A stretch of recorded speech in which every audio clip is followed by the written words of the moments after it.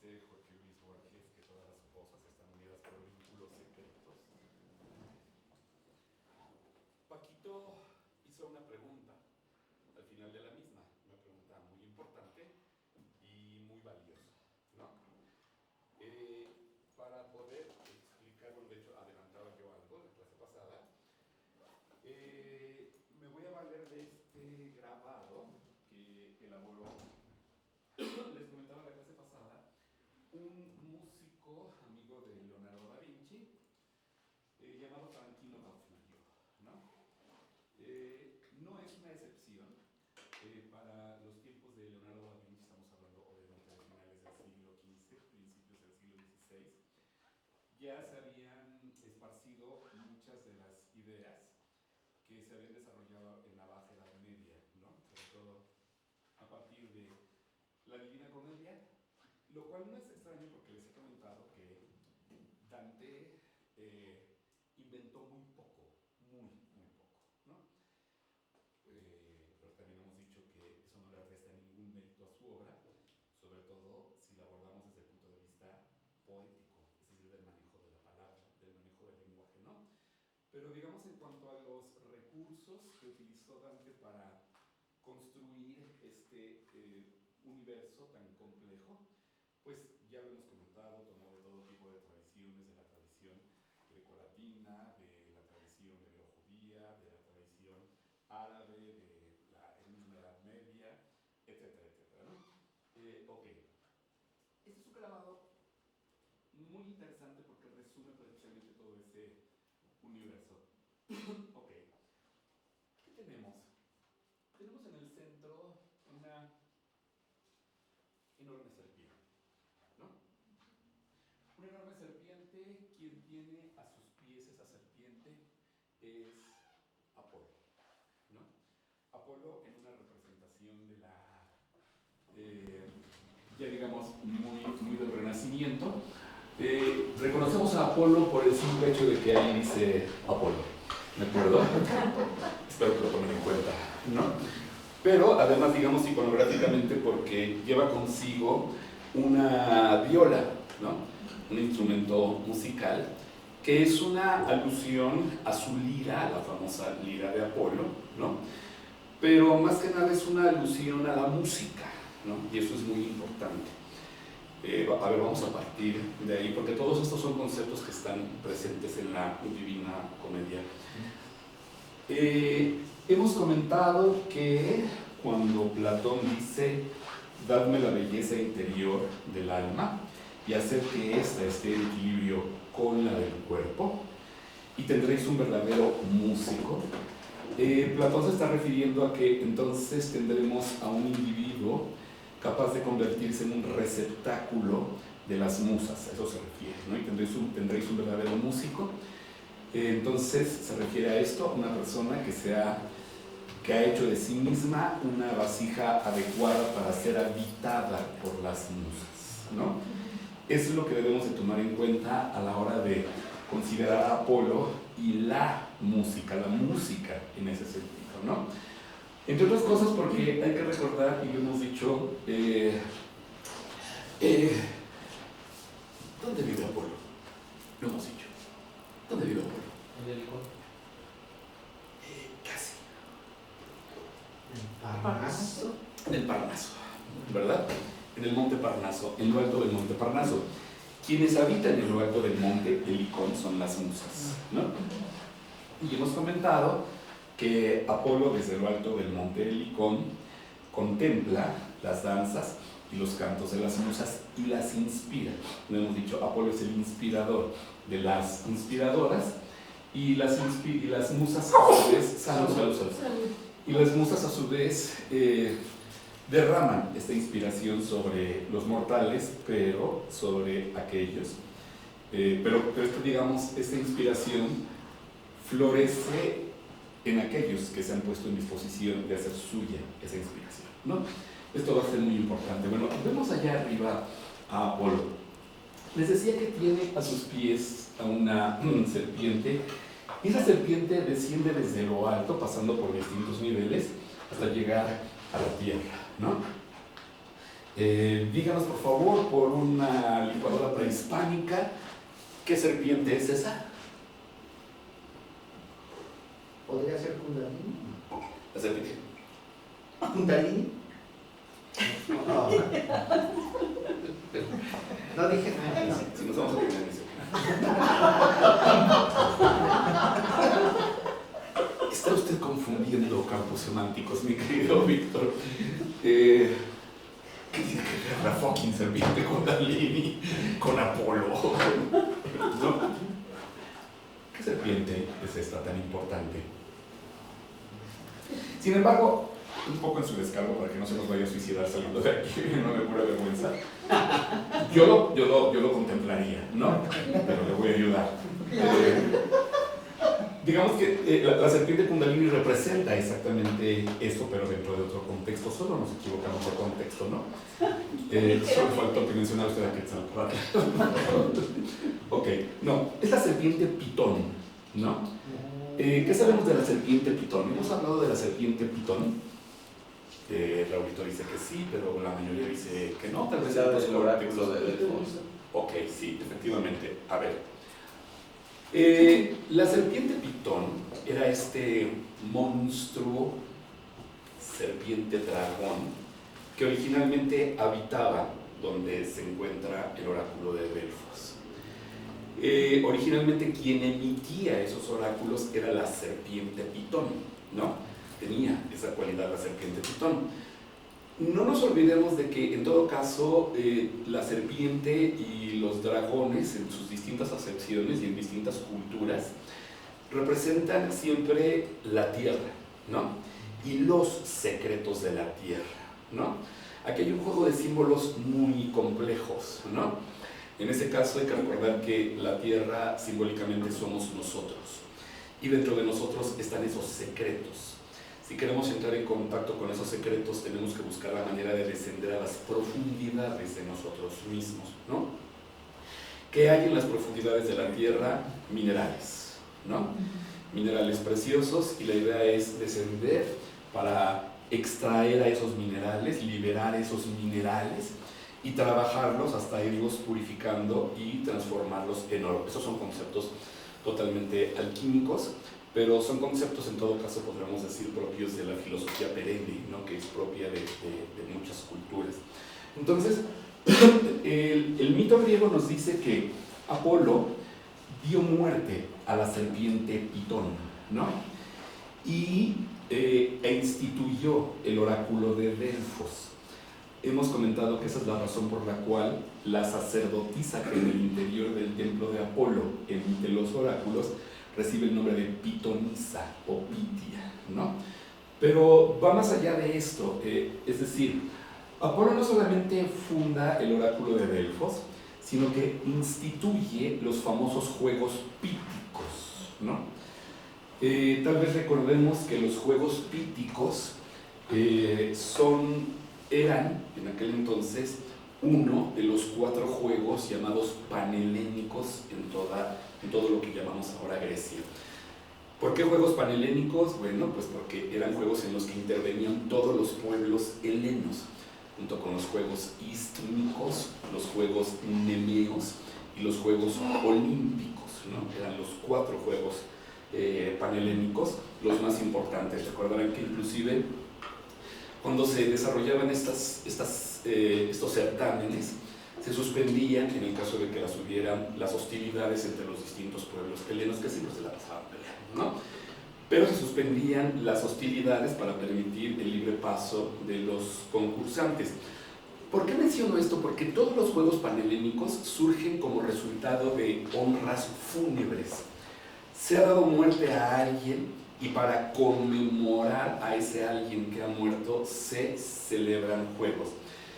¿Pero qué significa esto a nivel simbólico? El reconocimiento de que lo nuevo se construye sobre el pasado. El reconocimiento de que lo nuevo no es más que una nueva forma de comprender lo pasado, ¿me explico? Si regresamos a los juegos píticos, lo interesante de todo esto es que mientras que los demás juegos panhelénicos eran juegos cuyos certámenes eran principalmente lo que nosotros llamaríamos deportivos, ¿no? Los juegos píticos eran además certámenes poéticos, ¿no? No solamente deportivos, sino y principalmente poéticos, por una simple razón, porque Apolo sentía de la inspiración poética. ¿Pero qué significa juegos poéticos? Y esto va a ser muy importante para el pasaje que mencionaba providencialmente Paquito. Juegos que tienen que ver con la creatividad.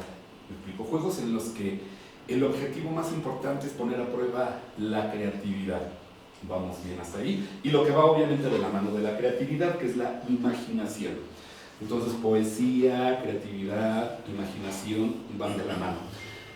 ¿Qué significa entonces el hecho de que Apolo, entre comillas, dé muerte a la serpiente Pitón? Hay que recordar que Apolo, al igual que Zeus, es una divinidad dórica. ¿Qué significa eso? Si bien es cierto que los pueblos helenos, ¿no? Estaban conformados por una enorme variedad, digamos, de formas de pensamiento, en lo que ahora llamamos lo griego, predominan dos corrientes principales, ¿no? Lo dórico y lo jónico, ¿no? Lo jónico, digamos la influencia jónica, es la que se da en lo griego, proveniente de Asia Menor. ¿Me explico? Espero que no tengan que dar un curso de geografía. Supongo que saben que Asia Menor en la actualidad pues es Turquía, por ejemplo, ¿no? Que está el Asia Menor, está el mar Egeo, y de este lado está lo que pues en la actualidad es la Grecia continental, ¿no? La península del Peloponeso y la parte de arriba, más toda la región de arriba de lo que en la actualidad pues, sería Macedonia, Tracia, etcétera, etcétera, ¿no?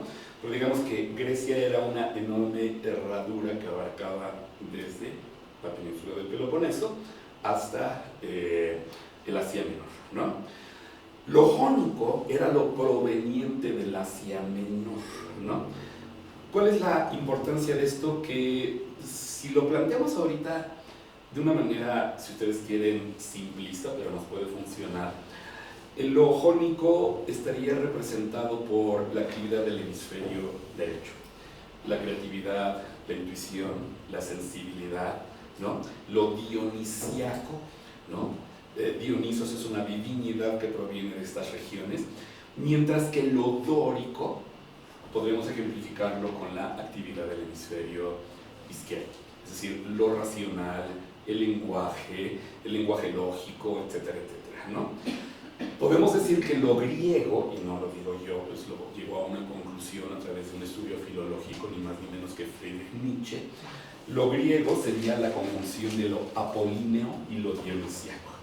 Lo apolíneo es lo dórico, lo dionisiaco es lo jónico. ¿Me explico? De hecho, los pueblos dóricos que penetraron en Grecia por el norte desplazaron a los jónicos. Los jónicos regresaron, muchos de ellos a sus tierras de origen, pero otros se quedaron, y de ahí surge esta fusión, insisto, de lo griego, ¿no? De lo dórico y lo jónico. ¿Qué es lo importante de todo esto? Que lo dórico, representado principalmente por Apolo, es la representación precisamente de un pensamiento práctico, racional, lógico. Si ustedes recuerdan el famoso orden dórico de la arquitectura, es totalmente racional. Todo está hecho con base en lo práctico. Si ustedes recuerdan el estilo jónico, el del capitel de Volutas, por ejemplo, el fuste de la columna mucho más delgado, es mucho más sensual el estilo jónico, mientras que el dórico es racional, ¿no? ¿Qué implica esto, ahora que lo hemos explicado? Que Apolo, al dar muerte a la serpiente Pitón, digamos que supera un momento del pensamiento helénico que está relacionado precisamente con ese contacto con las raíces, con la tierra, ¿me explico? Y todo eso que se expresaba a través de símbolos, a través de rituales, va a comenzar a convertirse en una racionalización, ¿no?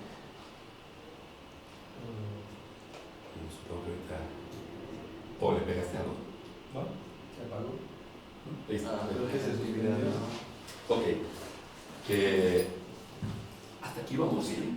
Me voy explicando. Es que cambiaron algo. ¿qué implica esto?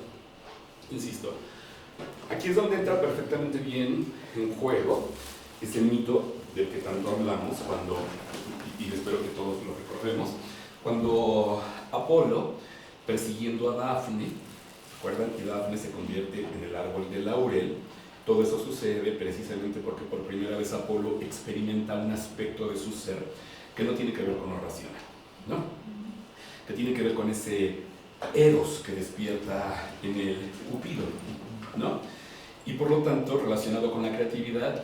Y Apolo, que nunca ha experimentado eso, para llevarlo a la conciencia, recuerdan, se confecciona una corona de laurel con las ramas del árbol en el que se convirtió Dafne, ¿no? Eso es muy importante porque la creatividad sería precisamente la unión de esos dos aspectos, ¿no? El aspecto racional y el aspecto emocional, el aspecto apolíneo y el aspecto dionisiano, ¿no? Lo importante es llevar a la conciencia y saber cómo despertar esa creatividad. Aquí es donde sí quiero aprovechar el resbalón de nuestro querido Víctor Manuel, ¿no? No, ¿a qué me refiero? Ustedes saben muy bien que esta entidad, la llamada serpiente Kundalini, ¿no? Reposa o duerme precisamente en la base del piso pélvico, ¿no? Se dice que ahí está concentrada esta enorme energía que es la serpiente Kundalini. Hay que despertarla y hay que ir haciendo que esa energía de la cual tomamos conciencia, y eso es importante tomar conciencia y es lo más difícil del proceso, porque por lo general se manifiesta de una manera instintiva, ¿no? Y en los niveles más bajos, por ejemplo, en el hinduismo, los hindúes diferencian la energía que nos mueve en tres principales niveles, que serían tamas, rajas y sattva, ¿no? Cuando decimos que estamos en un nivel de energía tamas, es porque es un nivel de energía, digamos, procedente del instinto, de los impulsos instintivos o de las funciones más elementales del cuerpo. Cuando sentimos sueño y la energía, estás en el nivel tamas, ¿me explico? Que si sientes un impulso sexual desordenado, no lo ve usted, ¿no? Si se experimenta un impulso sexual desordenado, instintivo, estás en tamas, ¿me explico? Igual, cansancio, esos impulsos elementales surgen precisamente de esta fuerza llamada Kundalini. Ellos hablan de cómo uno debe de ir transformando esa energía hasta el nivel rajas, ¿no? Rajas se convierte ya en un impulso orientado hacia, ¿no? Esa energía ahora cumple un objetivo. Podríamos decir que esa energía ya no nos posee, sino nosotros ahora hacemos de ella algo que podemos transformar, ¿no? Si recuerdan, en la clase pasada establecíamos una analogía entre, estábamos hablando del golem de Gustav Mayering, ¿recuerdan? Y hablábamos de estos tres tipos distintos de mujer, Rosina, que sería la Afrodita, ¿no? Representa ese impulso tamas, ¿me explico? Angelina representaría el impulso rajas, y la sublimación y la elevación de ese impulso, cuando ese impulso se lleva a lo más alto de la serpiente Kundalini, sería sattva. Entonces lo que hemos hecho es espiritualizar esa energía, ¿no? En el planteamiento hindú, claro, es más complejo, pero lo estoy simplificando. Uno tiene que ir sintiendo los distintos chakras, los 7 chakras a través de los cuales uno va haciendo ascender esa energía. Y cada chakra tiene que ver con un conjunto de funciones específicas del cuerpo, ¿no? Que van pasando, insisto, desde las más elementales hasta funciones cada vez más sofisticadas que podemos regular, ¿no? Que tiene que ver ya, por ejemplo, con la respiración, con el corazón, con el habla, con el pensamiento, hasta que esa energía ya podemos espiritualizarla, ¿no? Lo difícil es ir haciendo ascender a través de determinadas prácticas esa energía, ¿no? Ok, hasta aquí vamos bien. Sí, muy bien. si Apolo es más, está más en lo racional, en lo lógico? Porque él es el que inspira a las musas, que tienen que ver más con la creatividad y la... Porque, como decíamos, tiene que ver con esa transformación que sufre Apolo después de este mito, después de lo que le sucede en el mito de Dafne. ¿Sí lo recordamos bien? Si no, que encantado de la vida lo recordamos, ¿eh? A ver, así muy brevemente. Ok. Hay que recordar que para los griegos la fuerza que mueve al universo es Eros. Es el Eros que mueve al universo. Alguna vez dijimos, para el pensamiento griego, en el origen solo hay tres cosas: caos, Gea y Eros. ¿Qué significa esto? Lo que no podemos comprender todavía, la materia y la energía que mueve el universo. Eso es lo principal.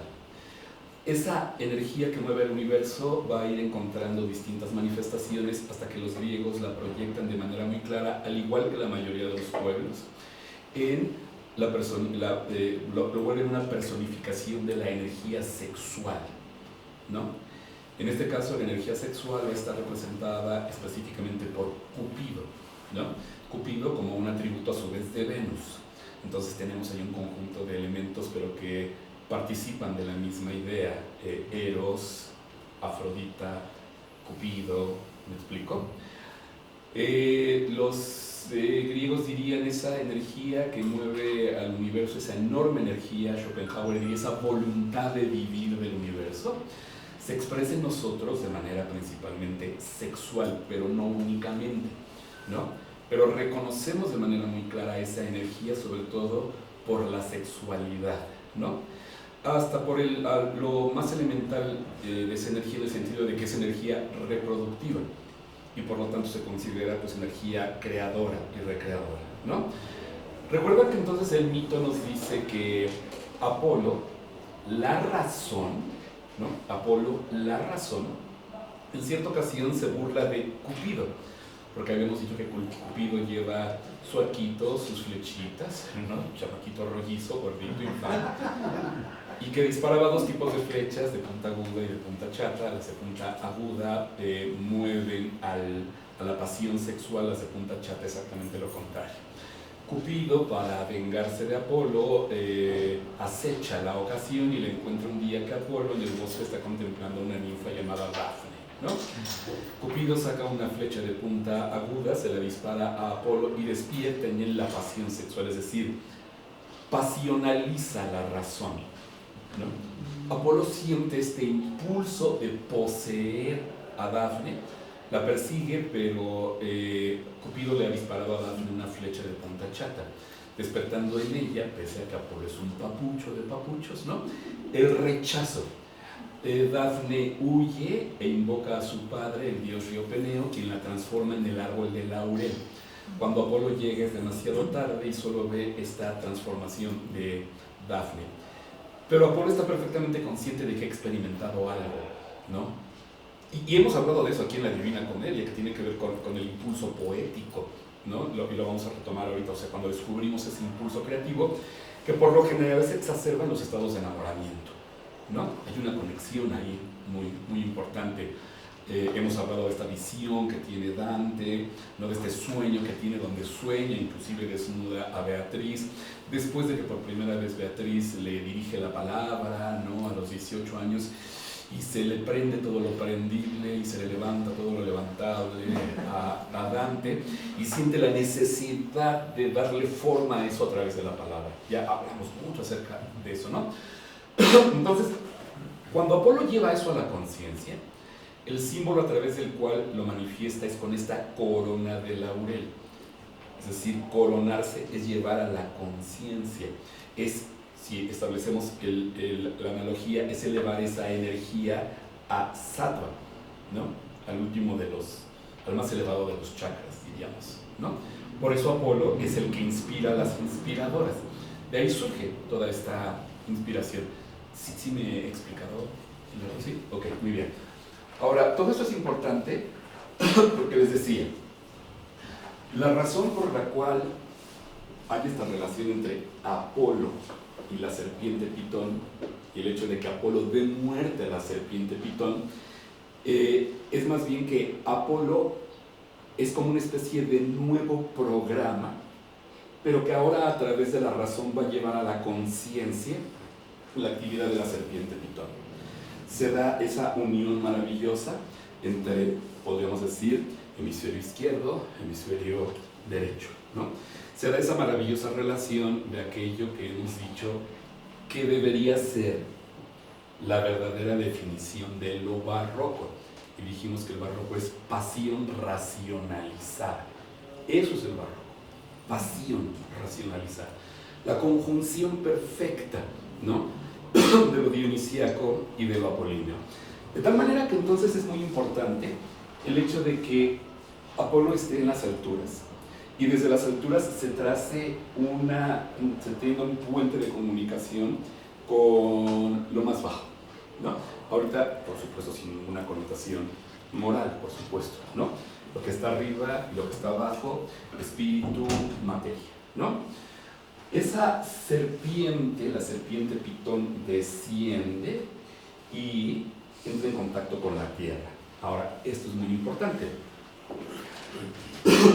Aquí están los 4 elementos. En todo proceso de crecimiento espiritual, no importa si está vinculado con una tradición religiosa o no religiosa, como en el caso de la alquimia, hay un proceso de perfeccionamiento y un proceso de elevación, y ese proceso comienza con poder obtener la materia prima. Y la materia prima se obtiene a partir de los 4 elementos, lo vimos en el curso de la alquimia, ¿no? Los 4 elementos son la tierra, el agua, el aire y el fuego, ¿no? Pero obviamente, lo dijimos en el curso, no se está refiriendo aquí a sustancias.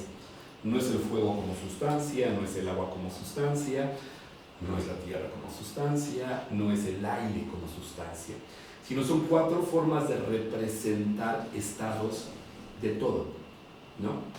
Ok, para poder entender, lo habíamos dicho, cómo funcionan los 4 elementos. Los 4 elementos van de la mano de 4 cualidades, lo dijimos. Esas 4 cualidades son lo caliente, lo frío, lo húmedo y lo seco, ¿no? Eso es muy importante. Lo seco lo húmedo no se está refiriendo a que si está mojado o no está mojado, no, por ahí otra vez es un lenguaje simbólico, ¿no? Lo húmedo se refiere a aquello que no tiene forma por sí mismo. Por ejemplo, decimos el agua es húmeda porque no tiene forma por sí misma. Decimos cuál es la forma del agua, pues la forma del recipiente que la contiene. Es por eso que decimos que el agua es húmeda. No lo digo yo, ni siquiera lo dice Aristóteles, ¿no? Es decir, esta idea hunde sus raíces en Aristóteles, ¿no? El agua es húmeda porque necesita de algo que le dé forma, ¿no? El fuego, pero el agua es húmeda y fría. ¿Qué significa eso? Que el agua, lo frío del agua sirve para solidificar. Eso es muy importante, para solidificar. Su contrario, su exactamente contrario es el fuego. El fuego tiene forma, ¿me explico? Yo sé, y lo vimos en el curso de alquimia, que alguien dirá, ¿cómo va a tener forma el fuego? No, ojo, si tú tienes un fuego, el fuego de una fogata, pero sujeta a la actividad del viento, pues claro que el fuego se mueve. Pero si tú prendes una vela en un lugar donde la llama no esté sujeta a la acción del viento, ves con toda claridad la forma de la llama, ¿me explico? Entonces, el fuego en ese sentido es seco, lo contrario de lo húmedo, tiene forma y es caliente o cálido. ¿Qué significa eso? Que el fuego tiene la capacidad de exactamente lo contrario del agua. Lo contrario de solidificar sería expander. ¿Me explico? Expandir, ¿no? Esa es la cualidad de lo caliente, que es capaz de hacer que se expandan las cosas, ¿no? Tenemos entonces fuego y agua, ¿no? La tierra es seca, tiene forma, es decir, tiene una forma, y es fría, ¿me explico? Es fría. La tierra tiende a otorgar una forma como cuando uno cuece una vasija, ¿no? Y en medio está el aire. El aire es cálido, pero es húmedo. Es húmedo, ¿por qué? Porque no tiene una forma. Es cálido, ¿por qué? Porque tiende a la expansión, ¿no? ¿Sí vamos bien? ¿Hasta ahí? Ok. Entonces, esos 4 elementos, más esas 4 cualidades que van de la mano, la una de la otra, no son más que cualidades de nosotros mismos. Lo difícil es entender cómo se manifiestan esas cualidades, por ejemplo, en nuestra actividad normal, ¿no? En qué momento, por ejemplo, ya sea a través del pensamiento, le damos forma a algo. En qué momento, a través de la creatividad, expandimos algo que pareciera que está contenido o que no tiene posibilidades de... ok. Sí nos vamos dando cuenta. Estos términos de verdad son de una enorme plasticidad.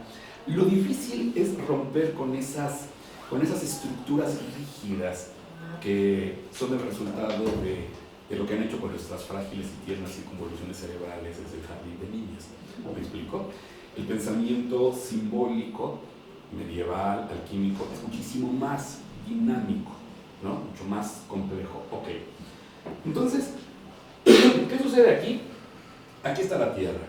¿Qué tendría uno que hacer? Trabajar primero arduamente para tomar plena conciencia de ese aspecto de nosotros que es la Tierra. Después, ¿qué rodea la Tierra? El agua, ¿no? Alrededor, aquí está agua, tierra, agua.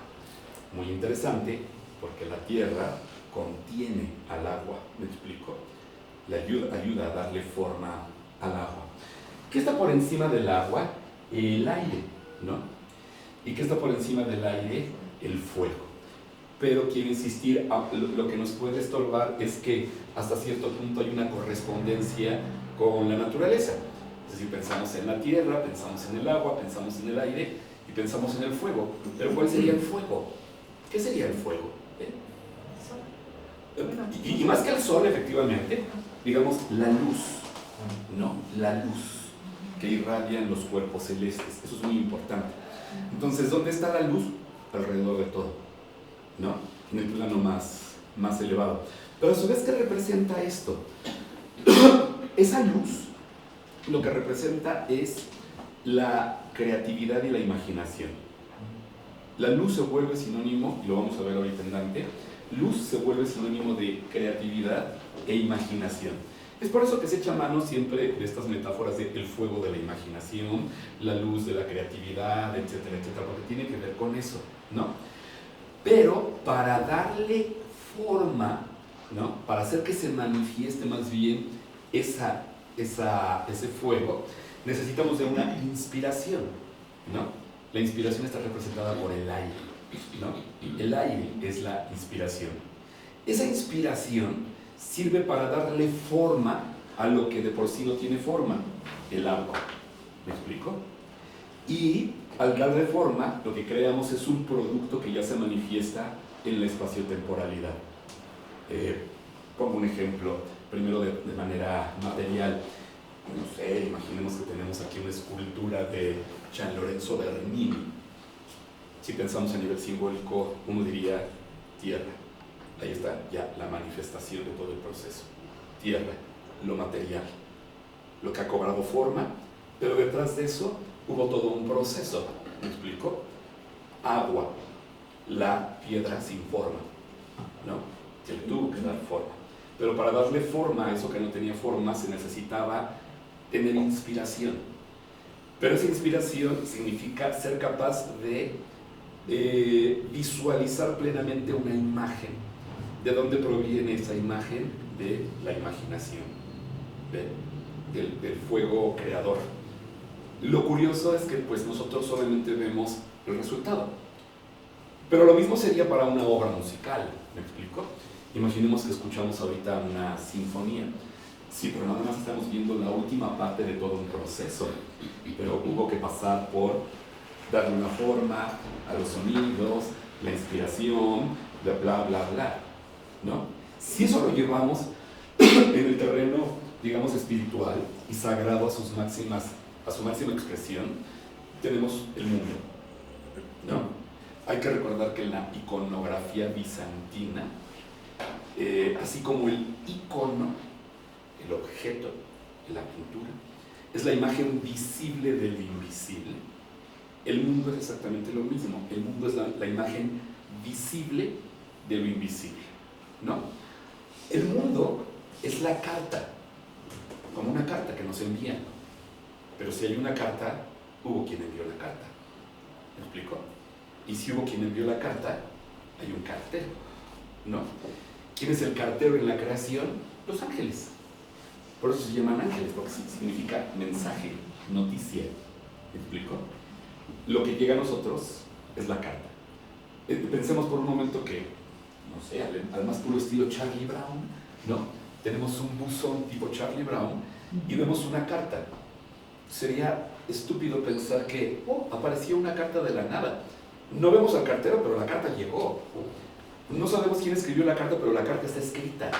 ¿Me explico? La carta contiene un mensaje y ese mensaje está plasmado en un elemento material. ¿Me explico?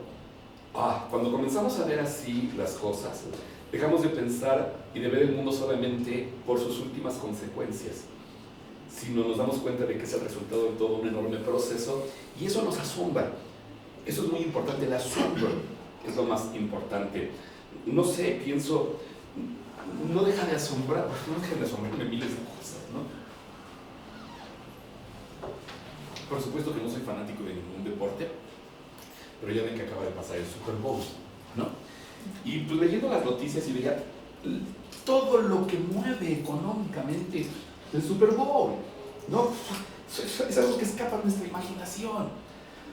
Todo lo que se requiere de organización a nivel de producción de espectáculos para producir un evento así, me da vértigo. Yo que trabajo con gente de producción de espectáculos, digo, Dios mío, o sea, la planeación, la cantidad de personas, ¿no? Un estadio, nada más la construcción de un estadio, lo que implica en cuanto a imaginación, materiales, y todo funciona. Lo mismo me sucede cuando me subo a un avión, por ejemplo. ¿No? Digo, Dios mío, alguien tuvo que ocurrirse de la forma de esto, la función de esto, que encajara con esto. El que pensó esto no fue seguramente el que pensó esto, pero todo ese pensamiento converge. Y siempre he dicho, ¿qué haría Leonardo da Vinci si viera un avión? Lo que haría sería desarmarlo así para... ¿Cómo? ¿Cómo? ¿Me explico? Y nos olvidamos de eso. Siempre nos quedamos con el qué, pero no nos preguntamos el cómo. Y en el cómo está el secreto. En el cómo es lo importante, ¿no? Ok, voy regresando al punto. Entonces, si hablamos de tierra, agua, aire y fuego, no estamos hablando, ya lo dijimos, de sustancias. Estamos hablando de aspectos de nuestro ser. Lo más difícil en este proceso de autoconocimiento es ascender al fuego. Es decir, es ascender a esa parte de nuestro ser que tiene que ver con la creatividad. ¿Se acuerdan que hicimos aquí un examen un test de pensamiento lateral, ¿no? Que les fue como en feria, ¿no? Les fue como en feria, no porque no tengan esa inteligencia, sino porque está adormecida como la serpiente Kundalini, ¿no? Vimos que de pronto, pues sí, ahí está, y es otra manera distinta, no nos pachequeamos. O sea, eran maneras distintas de entender los planteamientos de un problema y encontrar distintas soluciones al mismo, ¿no? Entonces, cuando comenzamos a llevar a cabo prácticas que nos permiten recuperar esa actividad, es que nos vamos elevando a través de los distintos elementos y llegamos al fuego, ¿me explico? Cuando conquistamos ese fuego, es entonces que podemos comenzar a ascender por otros aspectos de nuestro ser. Pero ese es el básico, ¿no? Ese es el básico, ¿no? Por eso se dice, la materia prima en la alquimia se considera que es ni más ni menos que la imaginación. Pero regresamos al punto, la gente dice, ¡ay, qué fácil, qué sencillo! No, es de arte. No estamos hablando de la fantasía que te lleva a puñetearte, no, porque estás pensando en ciertas cosas o evocando ciertas imágenes, sino cómo concebir precisamente imágenes y tener la capacidad de inscribirlas en la realidad. Ah, caray, como pensar, pues sí, perdónenme, pero ahora que vi por 10ª vez el David de Miguel Ángel, ¿cómo fue posible que lo inscribiera, que lo insertara en la realidad? Ahí está.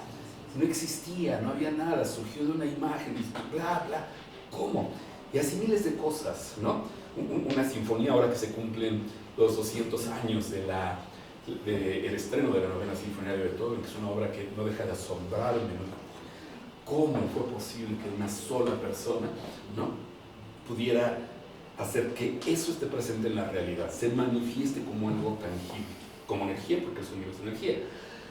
Entonces, aquí está el nivel del aire, ¿se dan cuenta?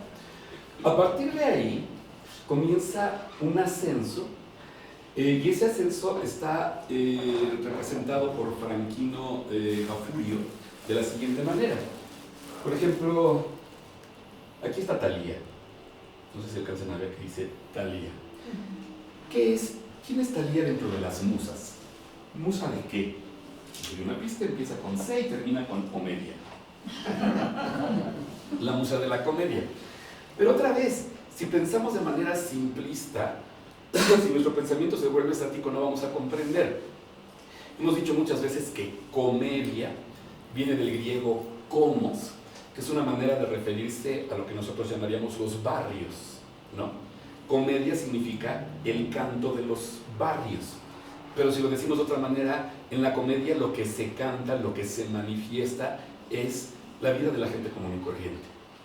Pero eso no es cualquier cosa, ¿me explico? Sino tiene que ver con aquella gente en la que se manifiestan de manera muy elemental las pasiones, ¿no? ¿Cómo puede uno reconocer las pasiones en la comedia? Claro, lamentablemente la comedia se ha asociado de una manera errónea con la risa.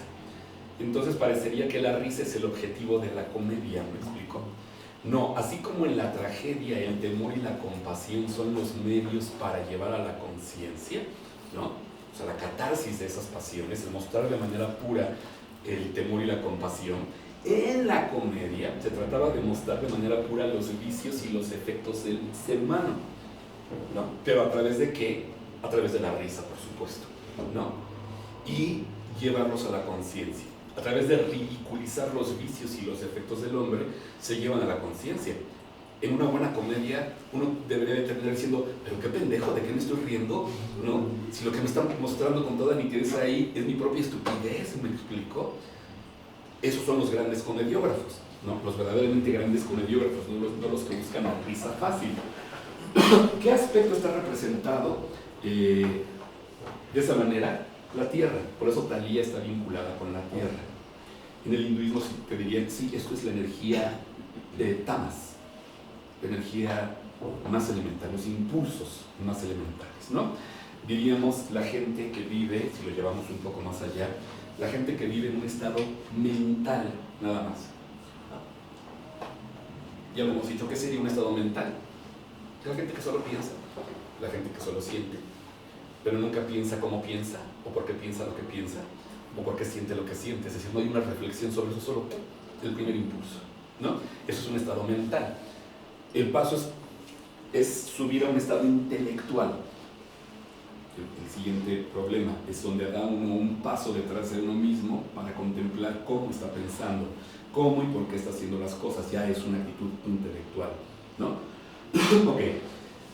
Si se dan cuenta, todo eso está contenido aquí, en Thalía.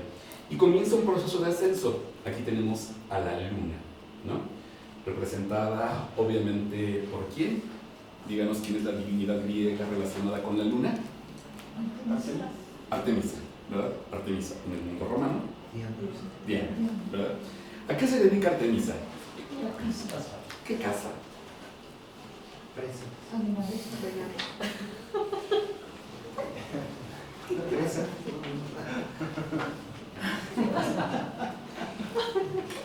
Yo maestro de conductores. Víctor Manuel, usted está pidiendo su madriza hoy, ¿verdad? Yo le puedo ayudar, A ver, voy a hacer como que no escuché. Vamos a rebobinar. Y voy para allá y digo, ¿qué casa, Artemisa? ¿Qué casa, Artemisa? ¿Un cielo? Si lo decimos de otra manera, ¿Cuándo los caza? Por la noche. Ya se está usted volviendo sensato. En las noches. ¿No le parece raro? ¿No le parece raro que alguien cace en la noche? ¿Cuál es la primera asociación que podemos establecer entre la noche, la luna que representa Artemisa y la cacería? ¿Dónde vive Artemisa? ¿En Cuautitlán Izcalli? ¿Dónde caza Artemisa? En el bosque. En el bosque. No me grite, ¿no? En el bosque. Y ya hemos comentado que el bosque simbólicamente representa ¿qué? La conciencia. ¿La qué? La conciencia. Interior de la conciencia. O sea, el Conciencia. Exacto, el inconsciente, ¿no? El inconsciente. Es decir, Artemisa es ese aspecto de nosotros que caza en el inconsciente. Es decir, que trata de hacer suyos aquellos seres que pueblan ese mundo del bosque, o sea, nuestros sueños. ¿Por qué es importante la actividad de Artemisa? Porque en los sueños se ponen de manifiesto cosas que, aunque suene obvio, no llevamos a la conciencia en la cotidianeidad.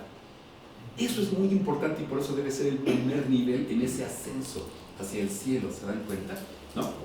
Es decir, si yo abriera una especie de terapias y creara la quinta escuela de psicoanálisis o de psicología profunda, ¿no? Ese sería, digamos, el orden de la terapia que tendríamos que llevar, ¿no? Digo, tampoco estoy diciendo algo nuevo, por algo la interpretación de los sueños juega un papel tan importante en la terapia psicoanalítica freudiana, en la psicología profunda junguiana, o sea, no es nada nuevo, ¿me explico? Y lo vamos a ver ahorita en el pasaje que vamos a descifrar. Es decir, ¿qué soñó? ¿No? Anoche. ¿Recuerda? ¿Por qué lo soñó? ¿No? Comienza usted a dejar que libérese de su Apolo, ¿me explico? Y deje que fluya, ¿no? La otra parte de su ser, y aunque parezca absurdo, comienza a establecer relaciones, ¡wow! Y comienzan a aparecer, lo hemos dicho, constantes. Me dice, qué interesante. ¿Ves? Si uno es capaz de, después de haber puesto en perfecto equilibrio los cuatro aspectos de su ser, porque la materia prima solo se obtiene cuando se pone en perfecto equilibrio aire, agua, tierra, y fuego, con todo lo que esto implica, entonces uno ya comienza a poder experimentar esas estructuras que de otra manera el ruidero de la conciencia no permite experimentar, ¿no? ¿Todo bien, Lourdes? Impresionada, es un trabajar para poder equilibrar los cuatro. Exacto. Y apenas vamos en la luna. Vamos, ¿quién no sabe? Bueno. No, es que sí la vi así como... Sí, porque lo que implica Exacto. un equilibrio. Dígame. Los cuatro elementos en uno mismo. Ok, fíjese lo importante de esto. Alguna vez comentamos que hay un poema llamado Canse.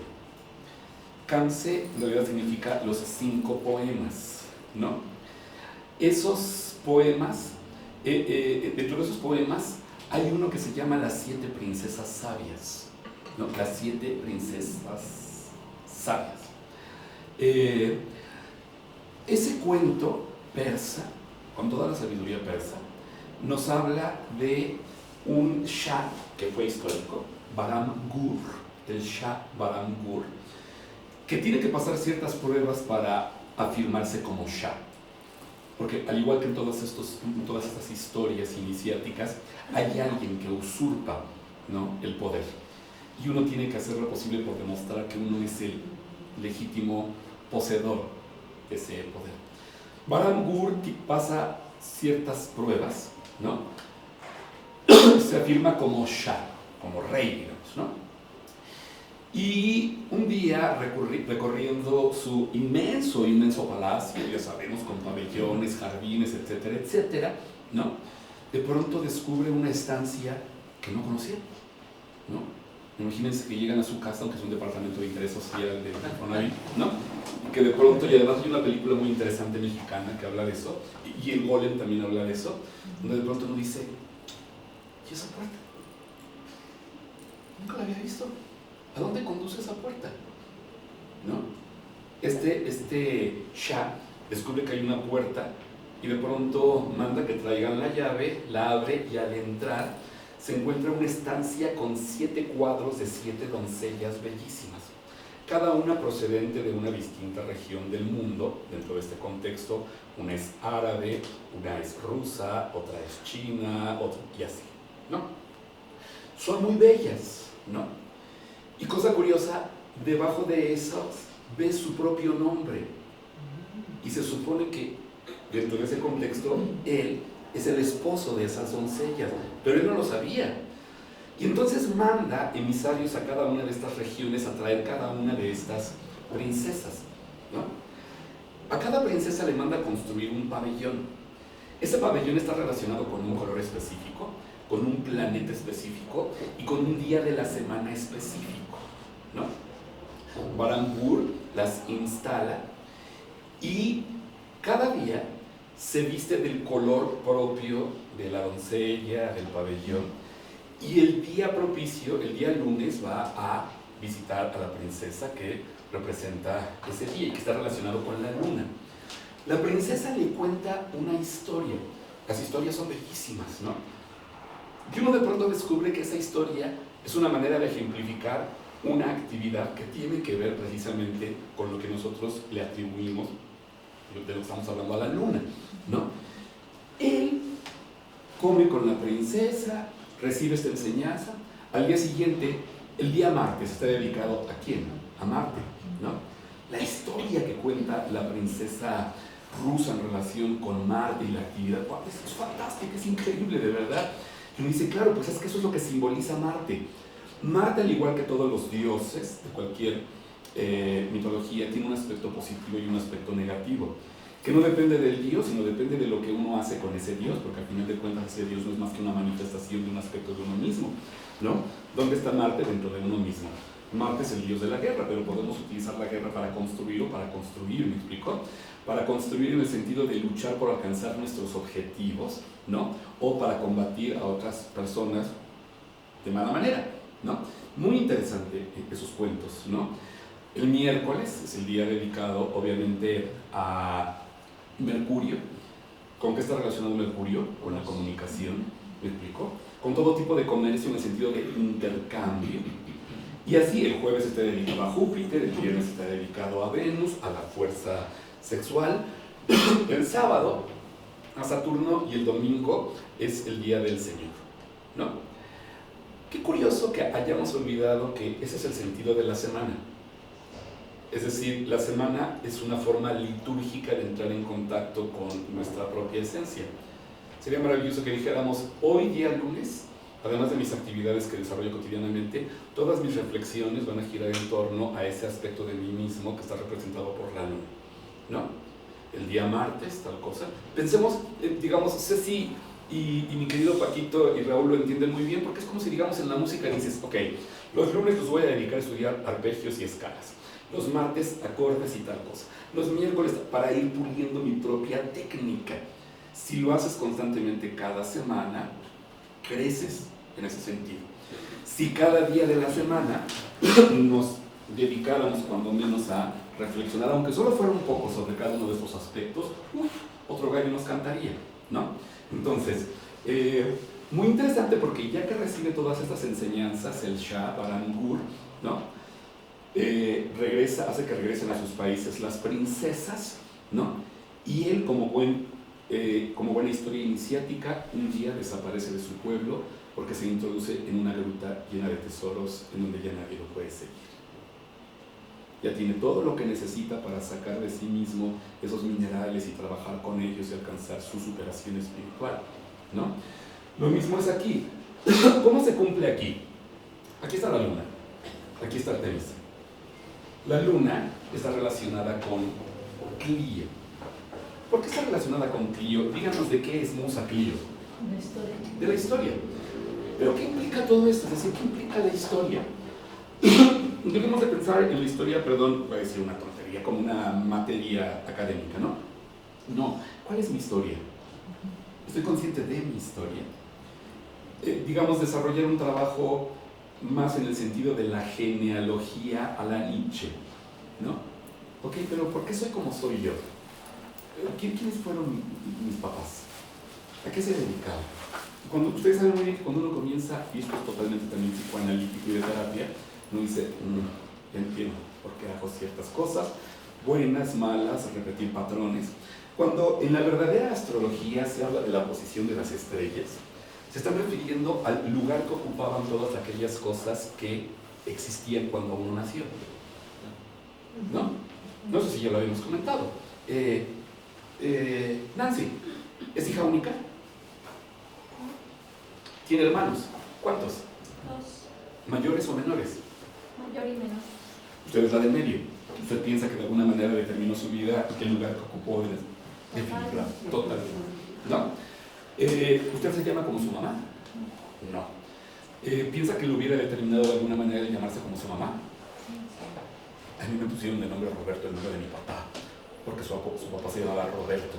Yo siempre tuve el peso inconsciente de ser Roberto, ¿no? O sea, para todos era como el papá chiquito, ¿no? ¿Dónde nació? Aquí, en la ciudad. ¿Aquí? En la ciudad de Para mí, en la Ciudad de México. ¿Pero en qué parte? ¿En Iztapalapa? ¿Cómo se llama este hospital de aquí de Municipio Libre? No, sí. Venados. No, sí, el IMSS, pero claro, ahí nació, pero quiero decir, ¿su casa dónde estaba cuando nació? ¿Dónde creció de niña?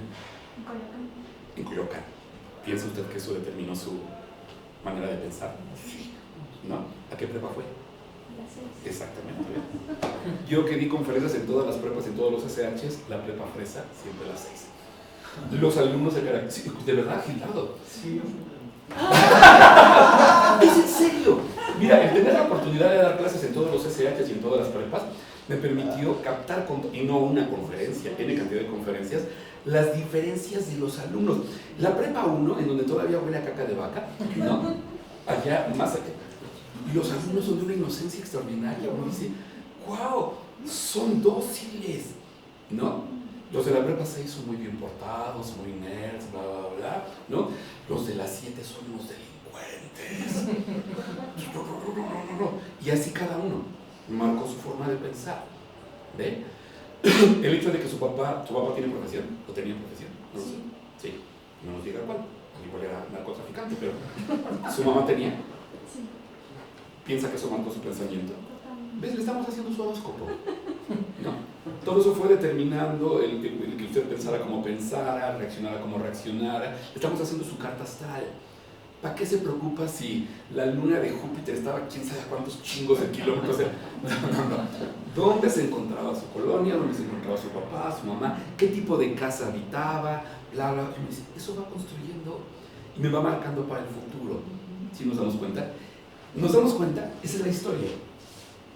Uno no puede comenzar un proceso de ascenso si antes no trabaja su Clio. Es Clio. Después de trabajar Talía. Clio. Después se sube a Calíope, que está relacionada con Mercurio, ¿no? Qué interesante. ¿Recuerdan Mercurio? Lo dijimos, pues tiene que ver con la palabra, con la comunicación. ¿De qué es Musa Calíope? Poesía épica. Poesía épica, ¿no? Calíope significa la de la bella voz, ¿no? ¿Qué significa esto? Por ejemplo, ¿en qué medida yo soy capaz de pulir mi lenguaje, Mercurio, para a través de mi lenguaje dar testimonio de lo que he sido a lo largo de la existencia? Nada más hay que recordar que Heidegger dice que el lenguaje es la morada del ser. Tomamos conciencia de nuestro ser, de nuestra esencia, a través del lenguaje. Pensamos hablando, aunque no lo convirtamos en fonación, ¿me explico? Pensamos en palabras, ¿no? O sea, ya hablamos de esto en Dante. Si Dante con la Divina Comedia expande el italiano, bueno, el florentino, el toscano, el italiano, es porque ¡wow! Se construye un mundo a través de la palabra brutal, la de la bella voz, ¿no? Interesante, pero hay otra cosa muy interesante. Este arco. Por ejemplo, aquí están los nombres de cada una de las notas. Musicalmente diríamos ahora, para quienes entienden el lenguaje, cada una de las funciones tonales dentro de una escala. Por ejemplo, en la escala nosotros los músicos decimos do, re, mi, fa, sol, la, si, do. Sí, por el do es la tónica, el re es la supertónica, el mi es la mediante, ¿no? Bla, bla, bla. ¿Por qué? Porque cada una se siente de manera distinta dentro de un contexto. Salud, salud, salud. ¿Qué sucede si están en Garibaldi y de pronto están pero bien persas, ¿no? Y el mariachi al final hace tan, tan, tan. Exacto. Y se queda así el mariachi y dice, oiga, no, tan, tan, ¿no? Necesitamos sentir ese tan, porque es la resolución. Eso tiene que ver con la cualidad de los sonidos. ¿Qué se tocó? Dominante, sensible, supertónica, y tiene que resolver a la tónica. Eso nos permite a los músicos reconocer dentro de este sistema los sonidos. Y cada uno tiene una tensión diferente, ¿no? Cada uno de estos sonidos tiene una tensión diferente que se relaciona con cada uno de los aspectos de nuestro ser. Pero a su vez, de este lado, hay una escala. La escala hipodórica, la hipofrigia, la hipolidia, la dórica, la frigia, la lidia, la mixolidia, la hipermixolidia, ¿no? ¿Qué significa eso? Cada escala en la música tiene una capacidad diferente para afectarnos, ¿no? Hay que recordar que los griegos desarrollaron toda una doctrina del ethos de la música, es decir, la capacidad de la música para influir en nuestro estado de ánimo, ¿no? Ellos desarrollaron toda una doctrina, pero sabemos que es algo que está presente en todas las culturas, ¿no? Podríamos decir que no hay cultura que no haya desarrollado cuando menos un mito relacionado con esa capacidad de la música. Alguna vez les platiqué, por ejemplo, los griegos, con base en este sistema, a ver si no lo vuelvo muy complejo, los griegos tenían mínimo 21 escalas distintas. Si pensamos eso como si fuera una botica, una farmacia, los griegos tenían 21 medicinas distintas para atacar 21 padecimientos distintos, porque cada escala nos afecta de una manera distinta y modifica nuestro estado de ánimo, ¿no? Con el advenimiento del canto cristiano, ese sistema se simplifica y de 21 medicinas tenemos 8 medicinas. Uy, hay un empobrecimiento, ¿no? Y después, con el advenimiento de otros sistemas, se va a reducir principalmente a 2 escalas, la escala mayor y la escala menor, pero surgen otros aspectos de la música que van a enriquecerla de una manera brutal, ¿no? Pero, a diferencia, en lejano oriente, en el hinduismo, existen cientos de escalas. ¡Oh, qué cientos de escalas! Sí. Los hindús a sus escalas los llaman ragas. El hindú, lo habíamos dicho en alguna ocasión, está perfectamente consciente, el verdadero hindú, ¿no? Está perfectamente consciente de la manera en la que cada hora del día lo afecta, para bien o para mal. Lo hemos dicho, no sé, por ejemplo, Verónica, hay una hora del día en la que usted nomás no dé pie con bola. Hay una hora del día en la que dice, esta es mi hora del día, en la que mejor trabajo, ¿me explicó? Entonces, si nos vamos a lo más simple, dice, no, yo en la noche funciono muy bien, en el día yo tengo problemas de fotofobia espectacular, quieren llevarme al crimen, de las 12 del día más o menos a las 4 de la tarde, sufro mucho, tengo que estar casi en la oscuridad, ¿no? En mi nueva oficina en el claustro, el otro día entró la asistente de mi jefa, dijo, ¿qué pasa aquí? Y yo, colgado de una amiga. No, le dije, no, tengo problemas, o sea, si entra ese resplandor de luz me voy a poner como loco. Pero apenas comienza a caer el atardecer, oh Dios mío, soy muy feliz, y conforme avanza la noche comienza a aflorar una enorme creatividad. Bueno, el hindú está perfectamente consciente de eso, y además sabemos que no es solamente cualquier hora del día, sino qué hora, de qué día, de qué estación. A mí el otoño me pone feliz, las lluvias me ponen, soy muy feliz en las lluvias, ¿no? ¿Se dan cuenta? El hindú sabe muy bien que para contrarrestar los efectos negativos de determinadas horas del día, puede echar mano de estas ragas, de estas escalas. Y lo que hace es comenzar a improvisar sobre estas escalas. Y esa improvisación lo pone en un estado de equilibrio, el equilibrio adecuado. Esto se va a explicar muy claramente a través del siguiente, pues digamos, mito.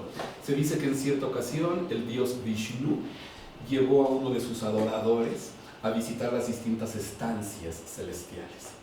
y que de pronto pasaron ante una estancia dentro de la cual había muchas personas con heridas, fracturas, cosas terribles a nivel corporal. Y el adorador le preguntó a Vishnu que qué era eso.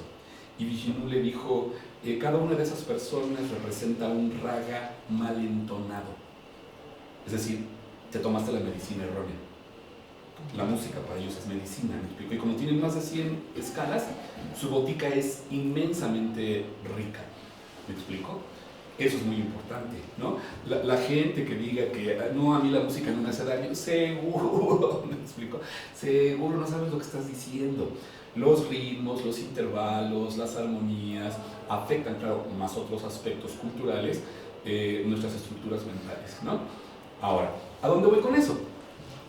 No solamente cada sonido tiene una cualidad dentro del sistema, sino que cada escala cumple una función específica. Por ejemplo, si uno quiere entrar, se diría dentro de este sistema, en la... Oigan, que por cierto, perdón, solo de pasadita, como estoy diseñando el diplomado en mi nueva chamba, no mi primera chamba, bien que sabe, ¿verdad?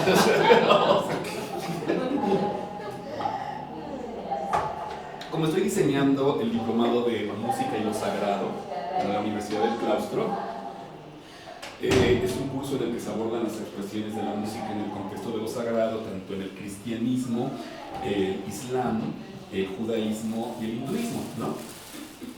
Y entonces, buscando miles de cosas, ¿han escuchado el sonido del shofar? ¿De los judíos? Sí. Sí. ¡Wow! ¡Qué cosa tan increíble! ¿No? Es este cuerno, que siempre tiene que ser de un animal de pezuña no hendida, ¿no? Muy interesante todo el planteamiento que hay detrás de esto. Y solo cuando uno escucha el sonido del shofar, uno entiende por qué se habla de que Josué derribó las murallas de Jericó al sonido del shofar, las trompetas, la influencia del Arca de la Alianza y los gritos de su gente. Y el otro día estuve trabajando con una grabación de fondo del shofar. Son intervalos muy simples los que ejecutan, pero tienen una capacidad. Digo, no me van a negar ustedes que cuando escuchan el inicio del Así habló Zaratustra de Richard Strauss,